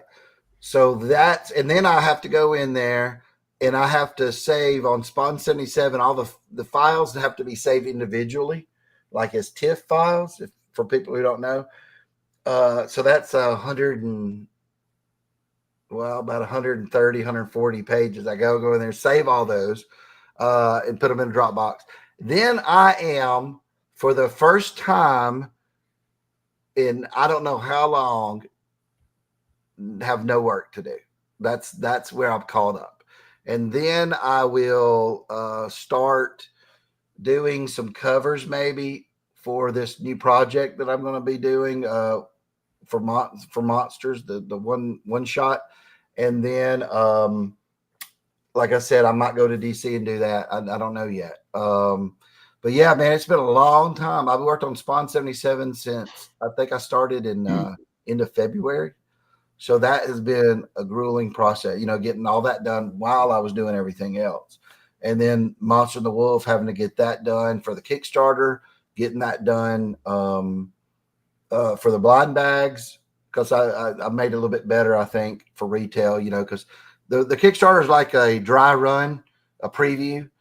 So then I learn a little bit, like, and add a few more word balloons, maybe change a panel or two. And that was the retail. And then I also had the cards. I had to get that set up. So that was in June, man. I worked like 15, 16-hour days, I think. Because it's either I'm working or I'm eating, which I'll take about 30 minutes to eat. So an hour a day is eating.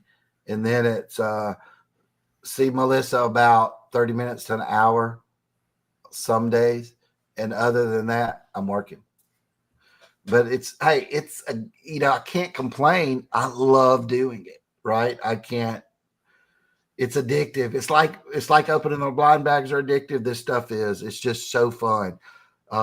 It's only frustrating when it's stuff like printing problems. Yeah, stuff you can't control. Stuff that I can't control. But like I just added some pages to 8, and I'm doing those. And when I get off here, I will start writing the dialogue for them, and that's just amazing. And then getting to do that kind of stuff is just where you can kill off a character if you want to. You can introduce a new character. You can, it's just amazing to get to do that. And then these little side projects I've done, like Magic the Gathering. That figure just came out. The Man Wolf.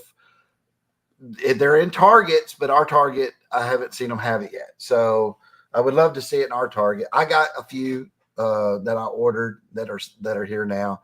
And the Spawn 77 figure that has a comic book in it with my cover on it. It's a reprint of Spawn 1. It's out there, but I think it's not officially supposed to be released for a few weeks. In the United States, yeah. Yeah, it wasn't released in the United States yet. I got mine from Canada, and then Todd sent me some.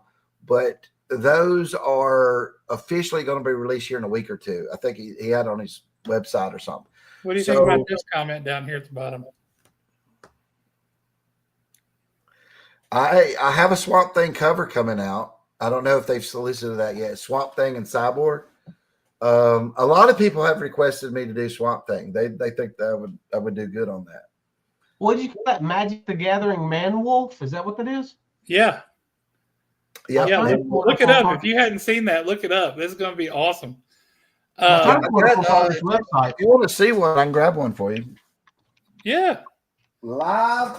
Oh, no, we got them over at no, they're not here. What was the other thing I was going to ask you? You saw the news out of New York Comic Con that Lobo is going to be getting a series, right? Yep.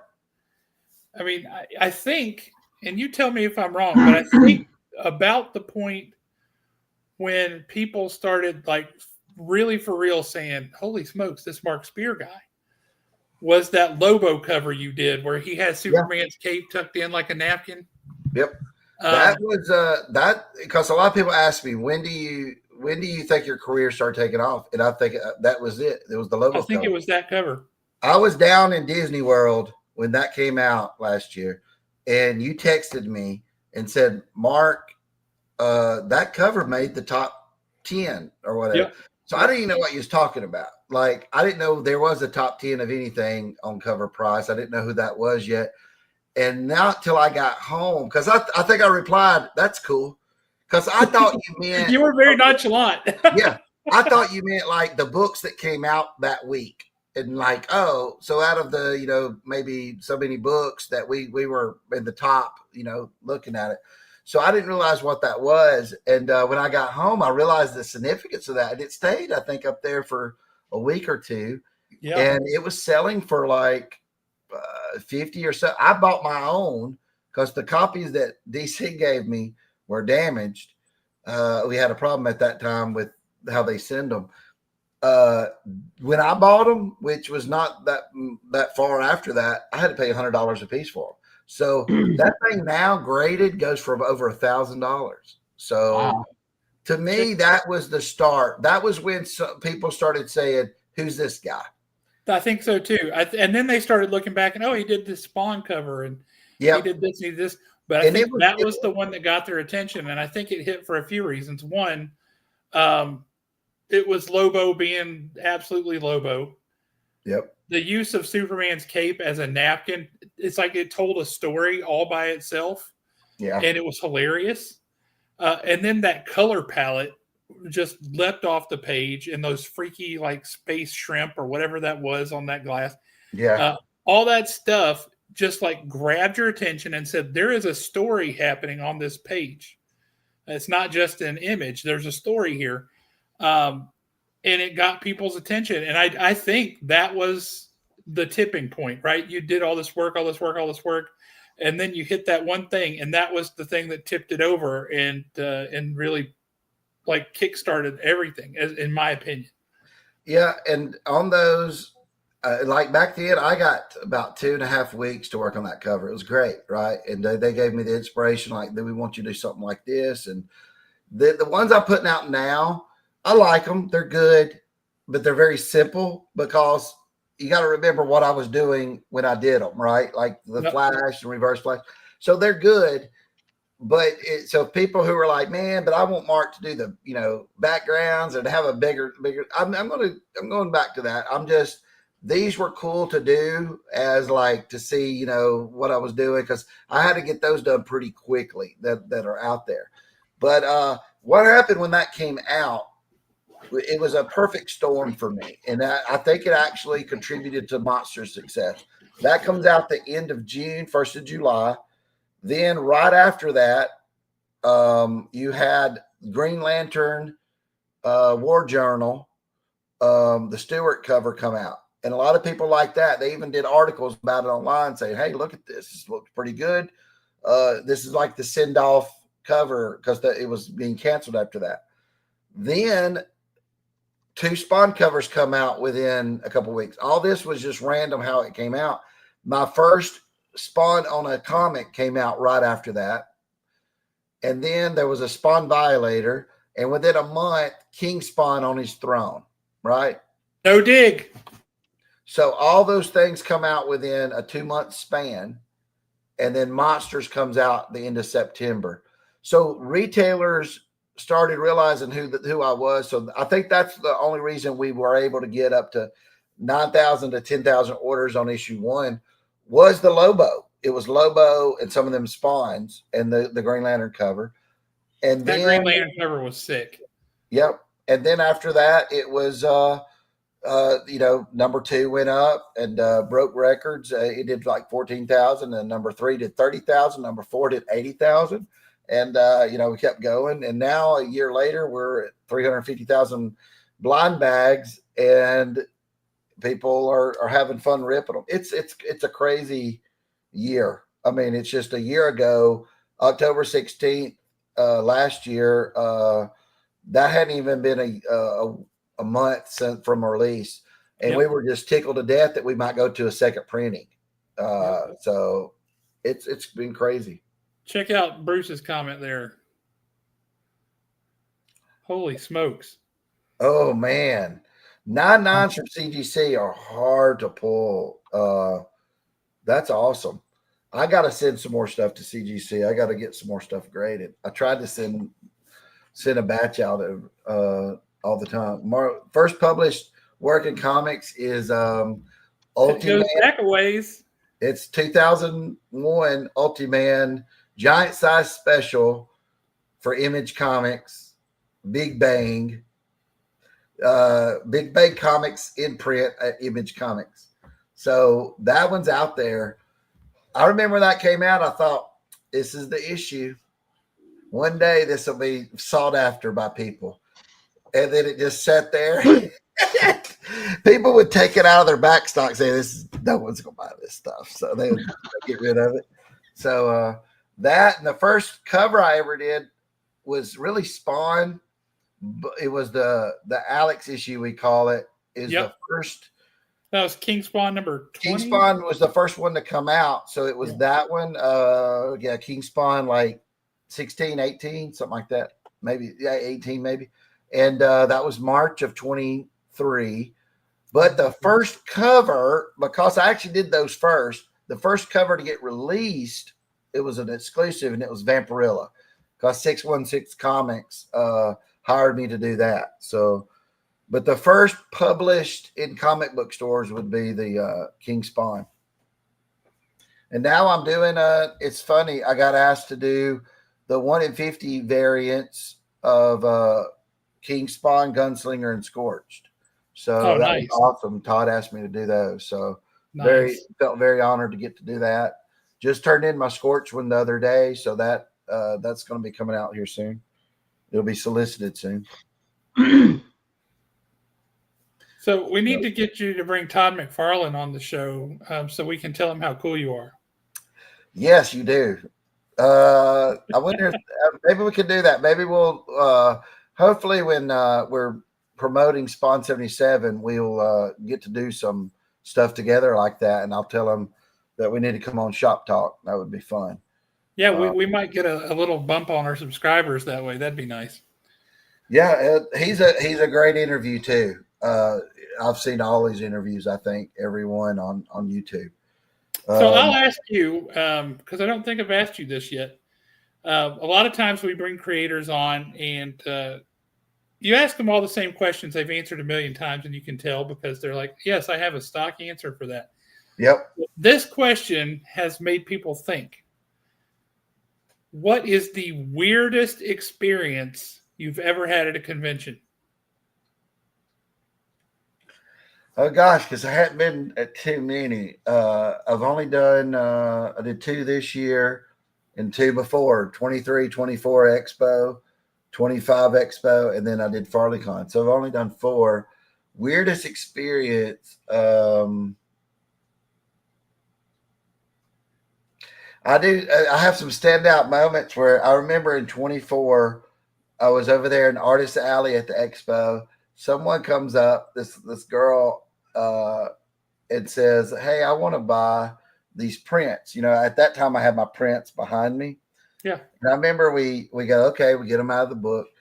And then Melissa asked me, they say, "Oh, do you know, I signed them for free at this time, right?"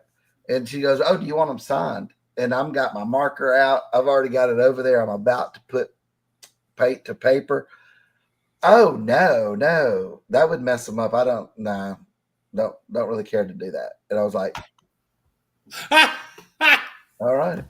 So I said, then I even said, because I had some people say that before. I said, I can do it on the back, right? So that way I don't mess up anything when you want to frame it or whatever. Yeah. No. Don't touch it with your filthy hands. Yeah, don't you touch my nice prints. I do not want the artist to sign it though. That's what I don't understand. Yeah, it's weird. I can understand if you're like, "Hey, I want don't sign my comic book because I want to display it a certain way." But why not sign it like on the inside cover or the back? You know what I'm saying? Or the bottom front page like they used to. That's where people used to sign it. Yeah. It's one of my favorite things when I buy an old collection and I'm just checking books, and I'll open them up, and there on the inside bottom right hand cover of the first or bottom right of the first page, there's a signature of somebody. I haven't personally pulled any that were like, a Jack Kirby or a Steve Ditko, but I've seen people who have other stores, and I'm just like, man, if I opened up a book and it was signed by Steve Ditko, are you kidding me? That would be off to CGC so fast for a authorized signature, CGC, authenticated signature. There are books out there because my comic books got stolen, my whole collection, even the ones I have from the store back in 2013. Steve found the Kirby signature, yeah. And I had books that I had in there, my first comic books ever when I got as a kid. So they're signed inside for my kid signature, Mark Spears. If someone finds one of those one day, I might have to make a post about it because I know what books they were. And can you imagine finding that and it's got Mark Spears inside and it's actually the copy of my first comic book I ever got? That would be amazing for somebody to find that. So Matt Posey wants to know if you remember what was the first comic book that you read. Yeah, it was Superman 402 and 403. I got the one right after that. My mom got them from like whatever Big B Drugs or whatever that day because I was sick, stayed home from school. She grabbed some of those, and there was a Batman too. I don't remember the issue number. I got it in there because I just rebought it the other day. It's got Mad Hatter in it. And it came out at that same time whenever it was. So I bought those the other day. I bought the ones Superman 402 because I was like, I want to have these in my collection because they mean a lot to me more than other things because that was the first comics I ever had. So I wanted to get them. On Con Experiences, there was two other things that happened that were interesting. Is in 23 when I was there at the expo, I was in the back. And it was a weird experience, because that's the first con I've ever been in. And it was also my books just came out, but no one knew who I was, right? I mean, I got to talk to Brett Spiner, who's Data in the back, and he was great. But it was so weird because I remember I'm sitting there in the back eating tacos 3 feet from William Shatner. And I thought, man, I've made it. but so that was so weird, right? A weird experience. But I didn't know nothing then. So this year we're going to eat at the expo in 25. We had just experienced, I don't know how many hundreds of people, right, in line. It was, I don't know. They were in the overflow area and all this. I wasn't prepared for that. Right. I didn't understand the fandom and all that because again, y'all have known me. Y'all knew me in 24. There was nobody over there at my table in 24. Nobody at all walking by. So to have that crowd out there. I walked by. Well, you and Alan might have. I don't know if I remember seeing Alan did. I did because I remember actually taking a couple of people over there to you because they were looking for like art from certain characters, certain Spawn characters. But see, I think the one memory that stands out most about you and cons was this past year at the expo, that Friday night. Josh and I are just kind of taking a lap, just to kind of get away from the booth for a minute.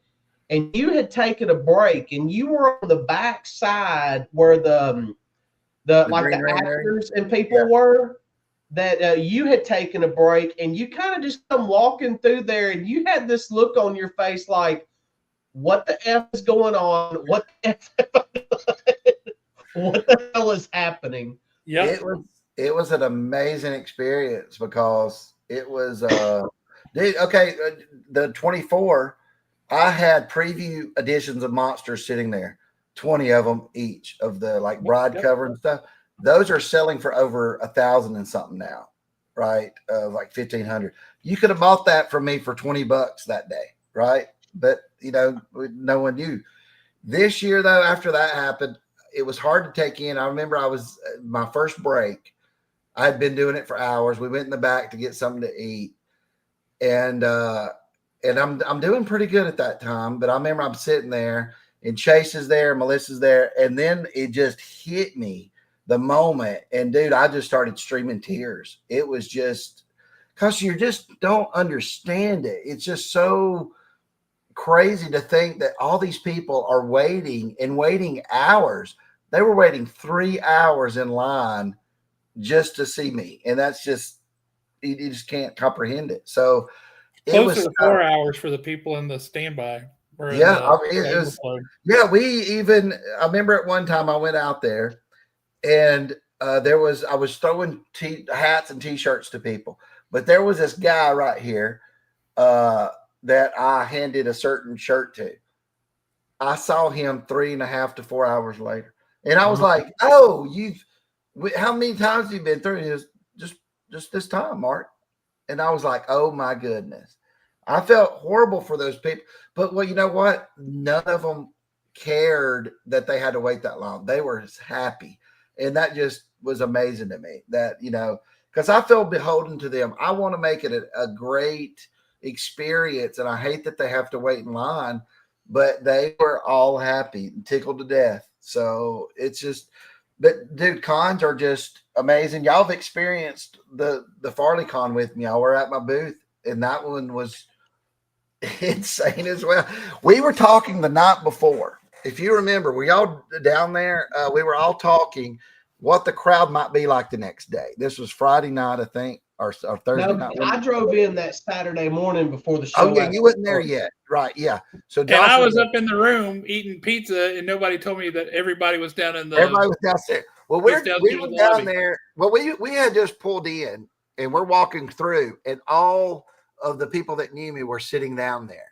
So I sat down there and was talking to them, and some of them were going to help with the booth. Some of them were just fans there, and we were debating how big the crowd would be. And some of them said, well, Mark, you got to realize San Diego Comic Con was just last week. There's a lot of people ain't going. I don't know.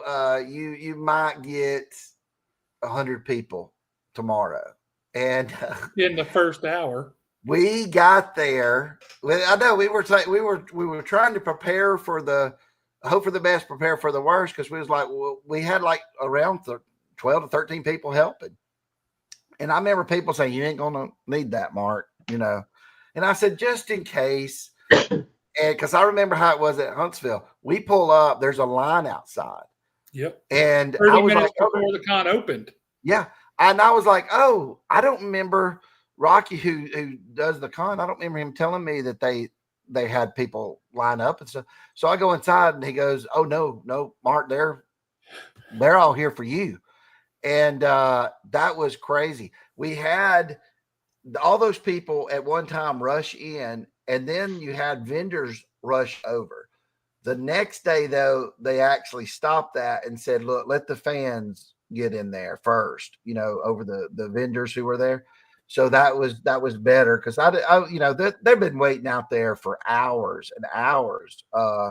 So you want to make sure they get a good experience out of it. But that was crazy. I did not think that would happen, and that was in August. So this was conversation I had earlier with my wife. I said, "You realize that was August? I think I might actually have even more people come see me because of the blind bags now." I said that was a huge event.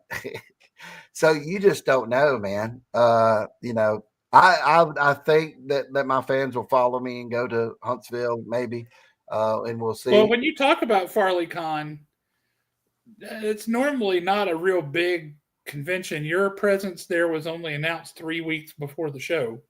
2 weeks, I think. It was right before. Yeah, it was only 2 weeks, I think. And we talked to people in that line who were there from Texas, from Pennsylvania, from California. There were people who came there with 2 weeks notice to stand in that line. And yeah, it's normally, I had asked them before, they said, "Hey, it's 1,000-person con." And the reason I did that con was I had to cancel Memphis because we had a scheduling conflict. But we was wanting to do one more con, right? We had something close.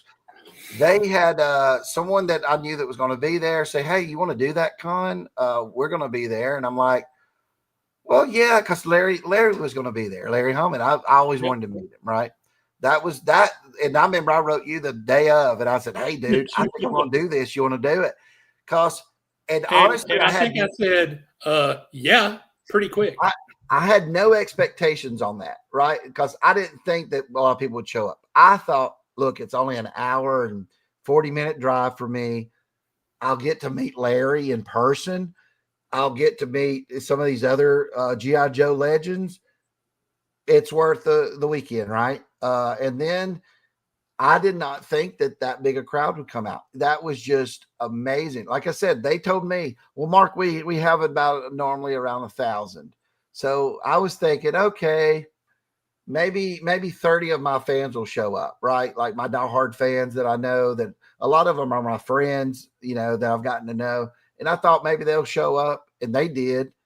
But man, it was amazing. The love and outpouring over there. It was, and we're looking at trying to go there next year. It just depends. We hadn't decided that far in the future yet. But they asked me back. Just so you know, and this will be applicable, Kane, who is a fan, he was at FarleyCon. He's got some ideas for helping to dry the signatures that will be faster. Okay.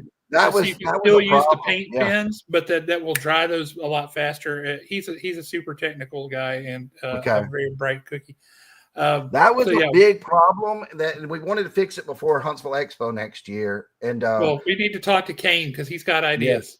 Yes. And I might do MegaCon. We're still talking about that. I talked to you guys about that earlier. I don't know yet. That's a little up in the air, but for sure, I'm at Huntsville Expo next year. So I do want to make sure the drying and stuff is better, because I like signing in those bright colors, and I think the fans like it. I hate to go back to doing a Sharpie. You want the high contrast. You want it to stay. Yeah. So the occasional smudge is funny. Alan, was you trying to say something? Well, I was thinking Be quiet, Alan. No, I'm just. Well, yeah. It's funny, nobody wants me to shut up when I work in their booths at the cons, though. I tell you, Alan is the funniest. Well, but you got to put Josh together with him. But my family still talks to this day. We'll just be sitting there not talking about anything, and then they'll bring up Alan, they'll bring up Josh, and some things that they've said, which I cannot repeat. But we repeat them, and we laugh and laugh and laugh about those things. Yeah. What I was sitting here thinking was, like, if you decided to Farley and we'll meet you down there, which I had been looking for an excuse to go to FarleyCon, and you literally gave me a perfect excuse to go, because I'd always heard about this cool show. Yeah. If you could get set up like an L shape in the corner, yeah, I think that would work out really good. Alan, I bet you a dozen donuts that they would let me do whatever I wanted. I think so. They're great. Rocky over there is top notch. I've had so many fans write me and say, "Are you going to go back there?" Because these are the ones that had also been to Huntsville Expo, but they said they love that venue so much because that road, you've got food, you've got hotel stay, and you've got the con. And they got something special there, man. I really like the area it's in, right? Just that was so nice. So we're looking at it. Hopefully we'll do it again. And I bet, in all seriousness, Rocky would probably accommodate whatever I need over there on that to make it better. Because we're doing it for a better experience for the fan, the drying, the how you do the shape. Because we did have a problem, right, where people selling books on the side, and they were saying we're making a big line and all that kind of stuff. So we'll I'm figure just glad it out. The fire marshal didn't shut us down. Oh, it was crazy, man. It was fun though, and it was neat because it was only a 2-day con, right? Yep. And that was nice. I felt like I was able to talk to people more and hang out with you guys more and stuff. Then it was like at the Huntsville, it's so fast because there's so many more people, right? You got 20,000 something people there. But we had talked about in the past renting a hotel out there. Yep. Even though we're all local, it's just Yep. it might make it even a better experience. So we might do something like that this next expo. So Well, you get packed up, you go home, you do all that stuff. You're tired, you're like, ugh. Instead of everybody just congregating in one space and laughing all night long. Well, it was so fun about the whole every morning I'd walk down there for the 2 mornings, and it's you and Alan there, and y'all were standing there like this, looking behind you because Larry Hamas and Storm Shadow and all these guys are right behind you, and you're just like, yeah, right behind us, Mark. You know, that was amazing, right? That was just great. Well, you know, my thing, we would go like those mornings that we were downstairs eating breakfast, and like you said, those guys were sitting there. But in my mind, I'm a little starstruck, and I really and truly wanted to start talking to them. But I'm also thinking, no, this is their personal time. Let them enjoy their breakfast. Let them do their thing. You know, I don't need to bother them. That you know, I'll see them at the show here in a little bit. And Alan was trying to triangulate where I was sleeping in my room because he kept hearing me snore all night. You remember that, Josh? Oh, yeah. He's like, I think Mark is in the room next door to me, and I think he's sleeping in that this bed. Now I have a machine. I have a CPAP. Oh, you got a CPAP now? Yep. My wife is happy. I bet she is. I used to snore something for years. Puts it down on my face saying it ain't under good in this. You know. Oh, yeah, because that'll make a noise too. But yeah, I have a CPAP too. And for months after I got that, because my wife was so used to me snoring like a angry boar hog in the woods, that she would like check to make sure I wasn't dead. She's like, he's not making any noise at all now. He might be dead. Well, Melissa never checked if I was alive. I think she would have just been happy. I don't know. I don't think so. She seems to like it. But that has been a lot better. I was getting so tired. I was falling asleep, drawing. Yep. It was getting worse and worse. They tested me, and I was almost where they couldn't register the scale. I was at a 97 events per hour. I was 84, so you had me beat. So dude, I had you beat. Yeah. So, but now I'm down to like, 7 to 11 or so, something like that. So it's really changed a lot. That's good information. Apparently Steve Hinton snores too. I think everybody does, man. It's just, but you don't realize, because you're asleep, you don't realize what impact it's doing on your ability to stay awake normally, right? So by doing that, it's given me so much more energy, and I've been able to, I've even been able to sleep less and get up and feel like I've slept more. Because you're sleeping better. Yeah. So I would recommend anybody out there. I didn't ever do it because I didn't want to go to a hospital, do a sleep study, because I said I'll never fall asleep. Well, you don't get any sleep, I'll tell you that. No. They have it now. You can order this thing online. They send it to you to do as you normally sleep. And that's how I did mine. It was great. And that way, because then I could sleep normal. I didn't have to worry. I'm not hooked up to too much stuff. It's something on your finger. And I think one little thing over here on your chest, and that was it. So I recommend it to anybody who's feeling tired, man. It changed. It's changed, a month and a half now I've been doing it. The app keeps up with, all my days. I've done it consistently every day. So have you seen the guy who he had the mask, like the full mask for his CPAP, and he turned it into the face hugger from Alien? Alien? No. That's awesome. It's so brilliant. Can you imagine you lay down and you've got the face hugger on your face, and your wife comes to bed and she's like, ah! That would be great. I would love that. I wish they need to market that, like CPAP holders or something, right? And that would be just awesome. Yeah, you're right, Daniel. That's how you know we're old. Hey, let's talk about our all of us are now at that age of CPAPs and colonoscopies. So it's one end or the other, man. Yeah, every day. Yeah, I do remember laying there in bed that night, and I figured that you were laying to what would have been my right side directly behind me. And one of the last things that I thought before I finally fell asleep was that poor woman. That poor woman. Oh my goodness. Yeah. That you told us that morning, and I'm just in tears laughing. That was so funny. Oh my gosh. That That was was so one of the good. few things that we were laughing about that you can repeat. Yeah, really. exactly. There's other ones that I can't, but those were so good that they're brought up to this day. I know there was one where this guy was trying to, and I mean, it's just part of the game, but he was trying to haggle with me a little bit. And I looked at it and I said, I'm going to be honest with you. The closer I have to move to Mark, the more expensive this shit is going to get. Yep. It's Yeah, cheaper to we pay for told it. people it's cheaper down here than it is over here at this I end of the tell booth. you what changed the process. We were having a problem in line, and I was hurting because I only could do so many hours before my side will start hurting, right, and everything. So it was already into that time. I'm frustrated, and I think someone comes up and has we had a limit, like 10 covers, right, or 3 covers. Someone has 40. Yeah. Somehow they got through with the system. They did. I remember I get up and say, "Got to take a break."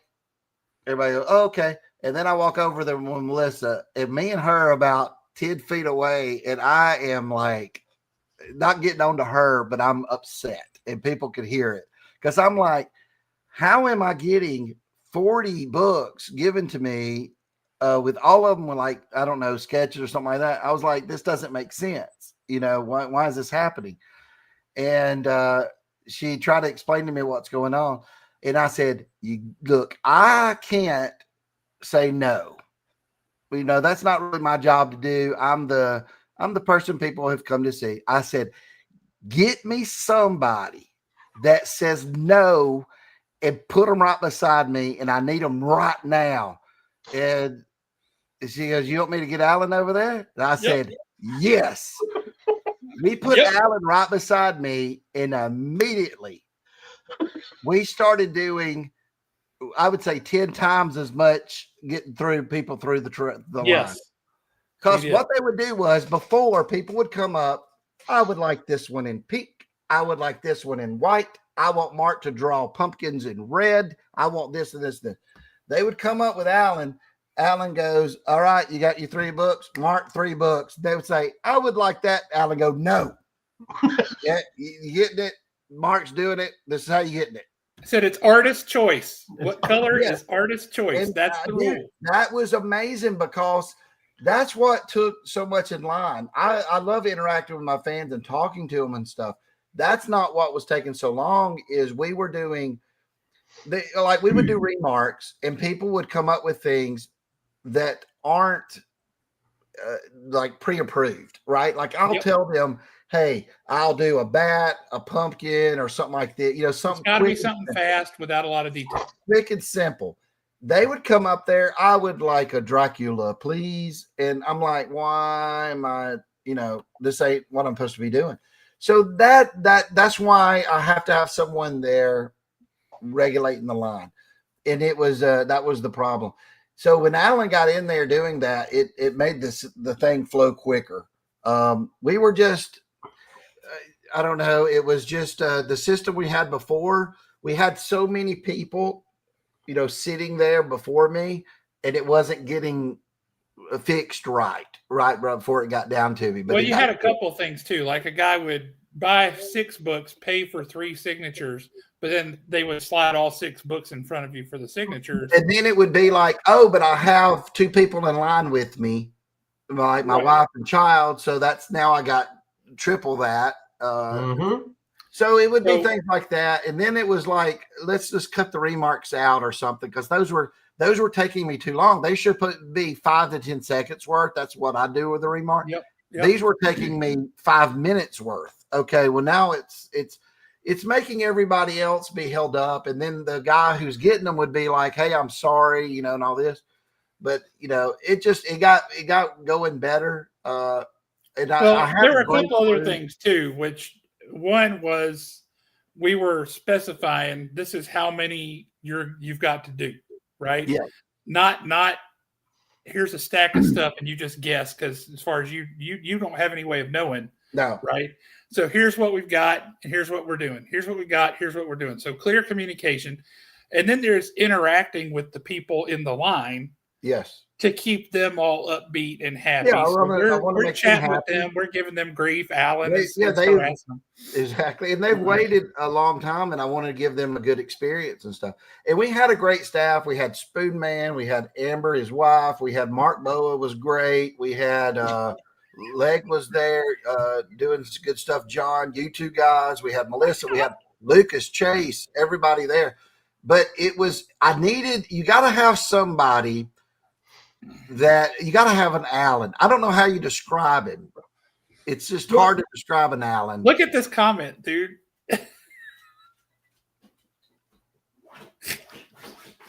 Yes, there you go. So at one point, while you were talking to the fan or the flipper, let's be honest, I was looking at the next person going, all right, you want Sharpie or paint? I won't paint. Okay, he's signing this in this color because it looks better. I'm watching him.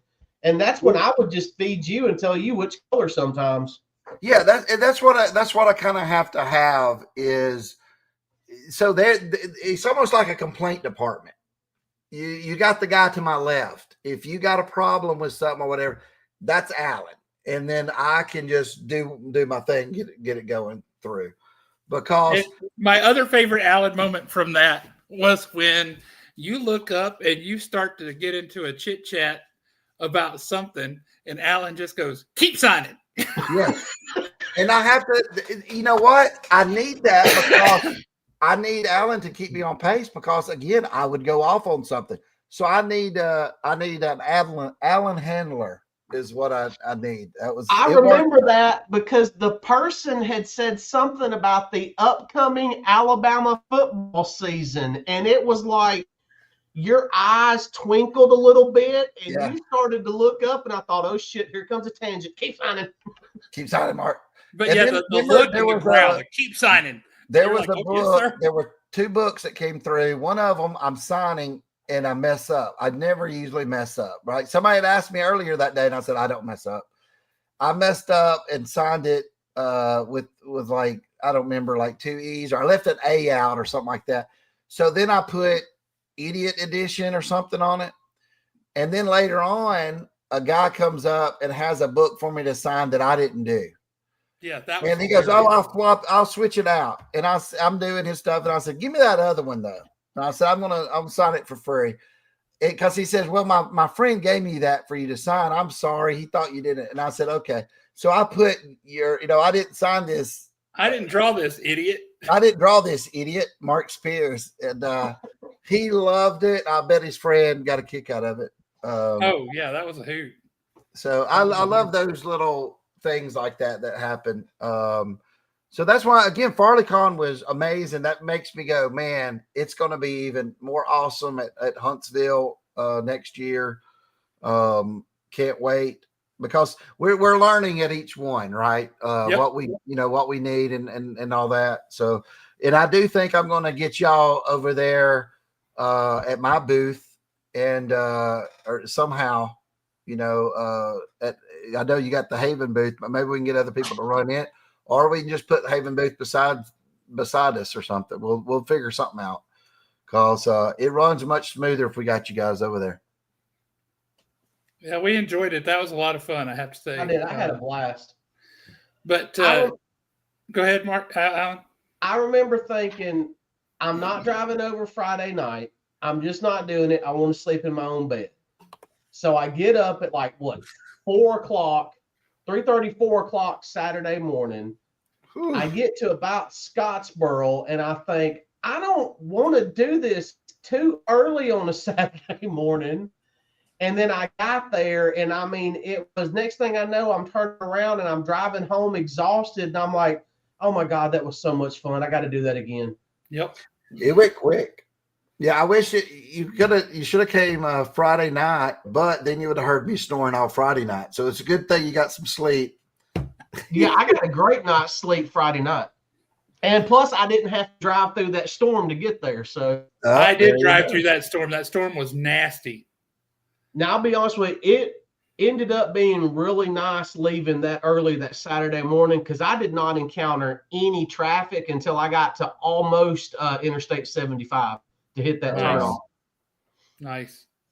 They've already been announcing. Like Jeremy has announced a few. He'll wait till like December, right, before he starts really putting out a lot. He's announced some big ones though. We got Will Wheaton coming. We got LeVar Burton coming. I didn't know about Will Wheaton. Wow, and yeah, Will Wheaton's coming. LeVar Burton's coming. He's announced. Welling. Yeah, he's announced several others. He's made some big announcements so far. I haven't seen them all. Well, I knew that he starts ramping it up. I remember before I thought he would wait to December. I guess he's already starting now. FarleyCon is almost a year out, right? It's going to be next August. He's been announcing them already. More G.I. Joe guys than he had before, right? Different ones, different voices. Yep. So Quick Kick's going to be there. The guy who did the voice of Quick Kick this time.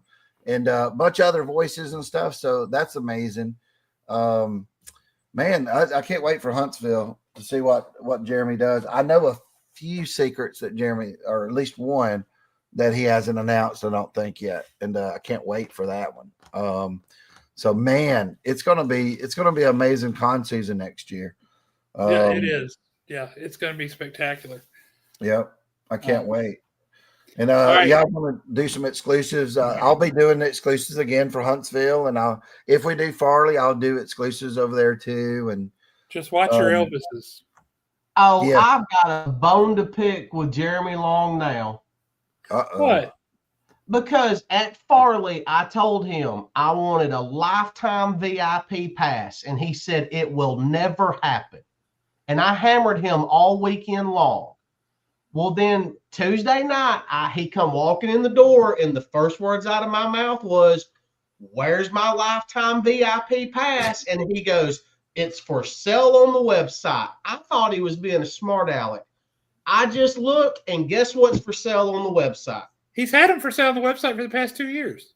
I have never seen the lifetime VIP. You can get a lifetime VIP for your lifetime. You'll never have to buy a ticket to the expo. Correct. And you'll have VIP status. But you can get them. Well, I mean, but think about it. If you plan to go for 10, 20 years and it's just going to get bigger and bigger, you'd be better off to get that. That's true. Grace says she's looking forward to meeting you in Huntsville. Yeah, that'd be awesome. Grace says she's looking forward to meeting you in Huntsville. Well, Alan, maybe you could sell some Mark Spears Monsters books to afford that lifetime pass. Now, there you go. There you go. You know, I might see if I can run across a couple of books. I have got that original ash can that you did yourself. Oh, that does there. That gets about 1,000 or more if it's great. Get it. That was when you only signed your last name. Speeb, they called it because it looks like the R and the S become a B. Yeah, but I don't Matt wants to know if you're coming to Chicago sometime. I assume he means C2E2. Yeah, not planned on it, but that would be something. That's not too far away. That's about 10 hours? 9-hour drive. 9 hours. So maybe. So we need to get you to C2E2 because that is a big comic show. We need to get you to Heroes Con in Charlotte. Yeah, because that is a really for real, honest to God comic book show. Yeah. And we need to get you to. We're already playing a MegaCon, but we need to get you to South Carolina Comic Con, SC Comic Con over there in Greenville. That's Rob Young's. That's the guy that he did an exclusive, didn't he? Yes, he did for the first issue. Yep, sure did. Great dude. Jeremy actually based a lot of the expo on the SC Comic Con.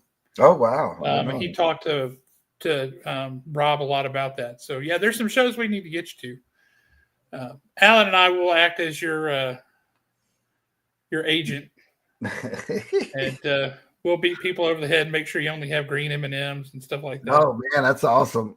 I got to do that. I got to get me a list of my requirements. Your weird rider stuff. Yeah, Jeremy has some great stories. We heard that night about oh yes, who wants what, which we won't repeat. But man, it's crazy, ain't it? What people ask for and stuff. Yes, I need a sandwich from this shop prepared at 72 degrees Fahrenheit with exactly 3 pickles. You're like, what? What? Oh, don't forget the I think double. the only thing I've ever asked for is like, dude, can I have a cup of water?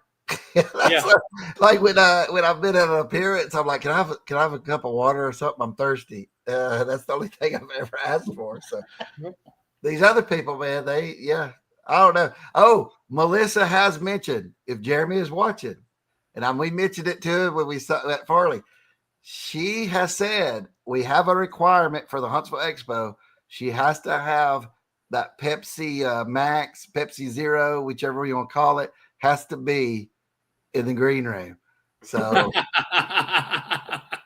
I'm sure we can make that one. That will make her feel like I've made it, right? Like, oh my gosh, they have put Pepsi Max in here. So if he needs a couple of bucks to buy it, I'll buy it just so she'll be like, oh my gosh, it's in here.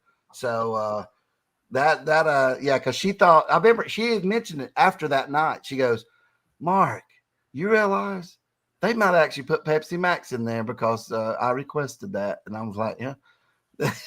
They could put it in there, or they could just put a cooler back behind your table and there you go. Maybe that would make her feel even more special, right? That's the whole goal, right there. That's But we could put her name on the cooler. Oh my gosh, you don't know how many points that gets me, right? Because that's part of what we do as your managers. There you go. Y'all negotiate that for me with Jeremy. I want a cooler with Melissa's name on it that says has Pepsi Max in it. It has to be a Yeti with interior dimensions of 44 inches by 36 inches. Where she worked at before she started working with me and stuff, they had she was doing accounting work, and they would have a break room that had a refrigerator with sodas in it. Yeah, but it was never Pepsi Max. And she would go and ask them, hey, could y'all add Pepsi Max? Oh, we'll look into that. And they never did. And it was my brother's business. So I even told him, I said, dude, put some Pepsi Max in there. They never did it. So she would look that managers. So that would go a long way. So well, we can keep some in the fridge at Haven for her. We're happy. There you go. She'd feel so special. She's probably in there listening to me now and be like hitting me later on, like, "What are you talking about me on when I'm right?" Don't tell people that. Don't tell people that. Or but she could be totally different, being like, "Yeah, you tell them I want me my Pepsi Max." That's right. So that's right. I don't know which I'm getting, so you don't know. Well, that's part of the joy of marriage. It's a die roll. You just have to see how it comes up. It sure is. It sure is. Well, we're running long tonight, and I know you've got a lot of things you got to get done, and you probably haven't eaten anything yet. So we will. Daniel Major says he'll bring her one next year to the show. Awesome. And he'll do it too. He's the kind of guy that remembers that stuff. That would make her day. But guys, Mark, thanks for coming on. It's awesome as always to talk to you. This has been a big Mark Spears week with our midnight release. We had a great time. That was a lot of fun. Then we sold a lot more yesterday. We sold a lot more today. We're going to sell a lot more tomorrow and on Saturday of these blind bags. People are having a great time to open them. And then we got the new Detective Comics exclusive, which is amazing. Matt's wanting to know if you've got a price on that yet. I don't think we do we? No, I wish I did, but I don't know. I have to go through it, but we'll have to do the math. Yeah, I have to do a lot of math work, and that's tough. Because there's a cost on getting those. Is not. No, it's not cheap. Like regular book. So at all. But we should have something soon, and I can tell Josh, and he can put it on his Facebook and stuff too, and I'll have it out there on mine and everything. But we'll be in lockstep on the physical release at a brick and mortar, and him on all the online channels. Yep. So we'll be in lockstep on that. But anyway, thanks for coming on. Everybody who joined in the chat tonight, thank you all so much for joining in. It was a blast having so many people in and talking. We live for this kind of thing, so it's a lot of fun. Thanks, everybody, for joining us.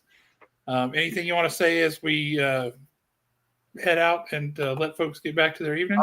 FOC for the winter bags is Monday. So if you go to Haven, and you want to make sure that you're going to get them, you need to tell Josh how many you want. Yep. If you buy online or whatever, you need to turn your orders in, because if you wait, I predict it's going to sell lower just because, it's a lot of people might not want to buy a lot of stuff around Christmas time because they're buying other things.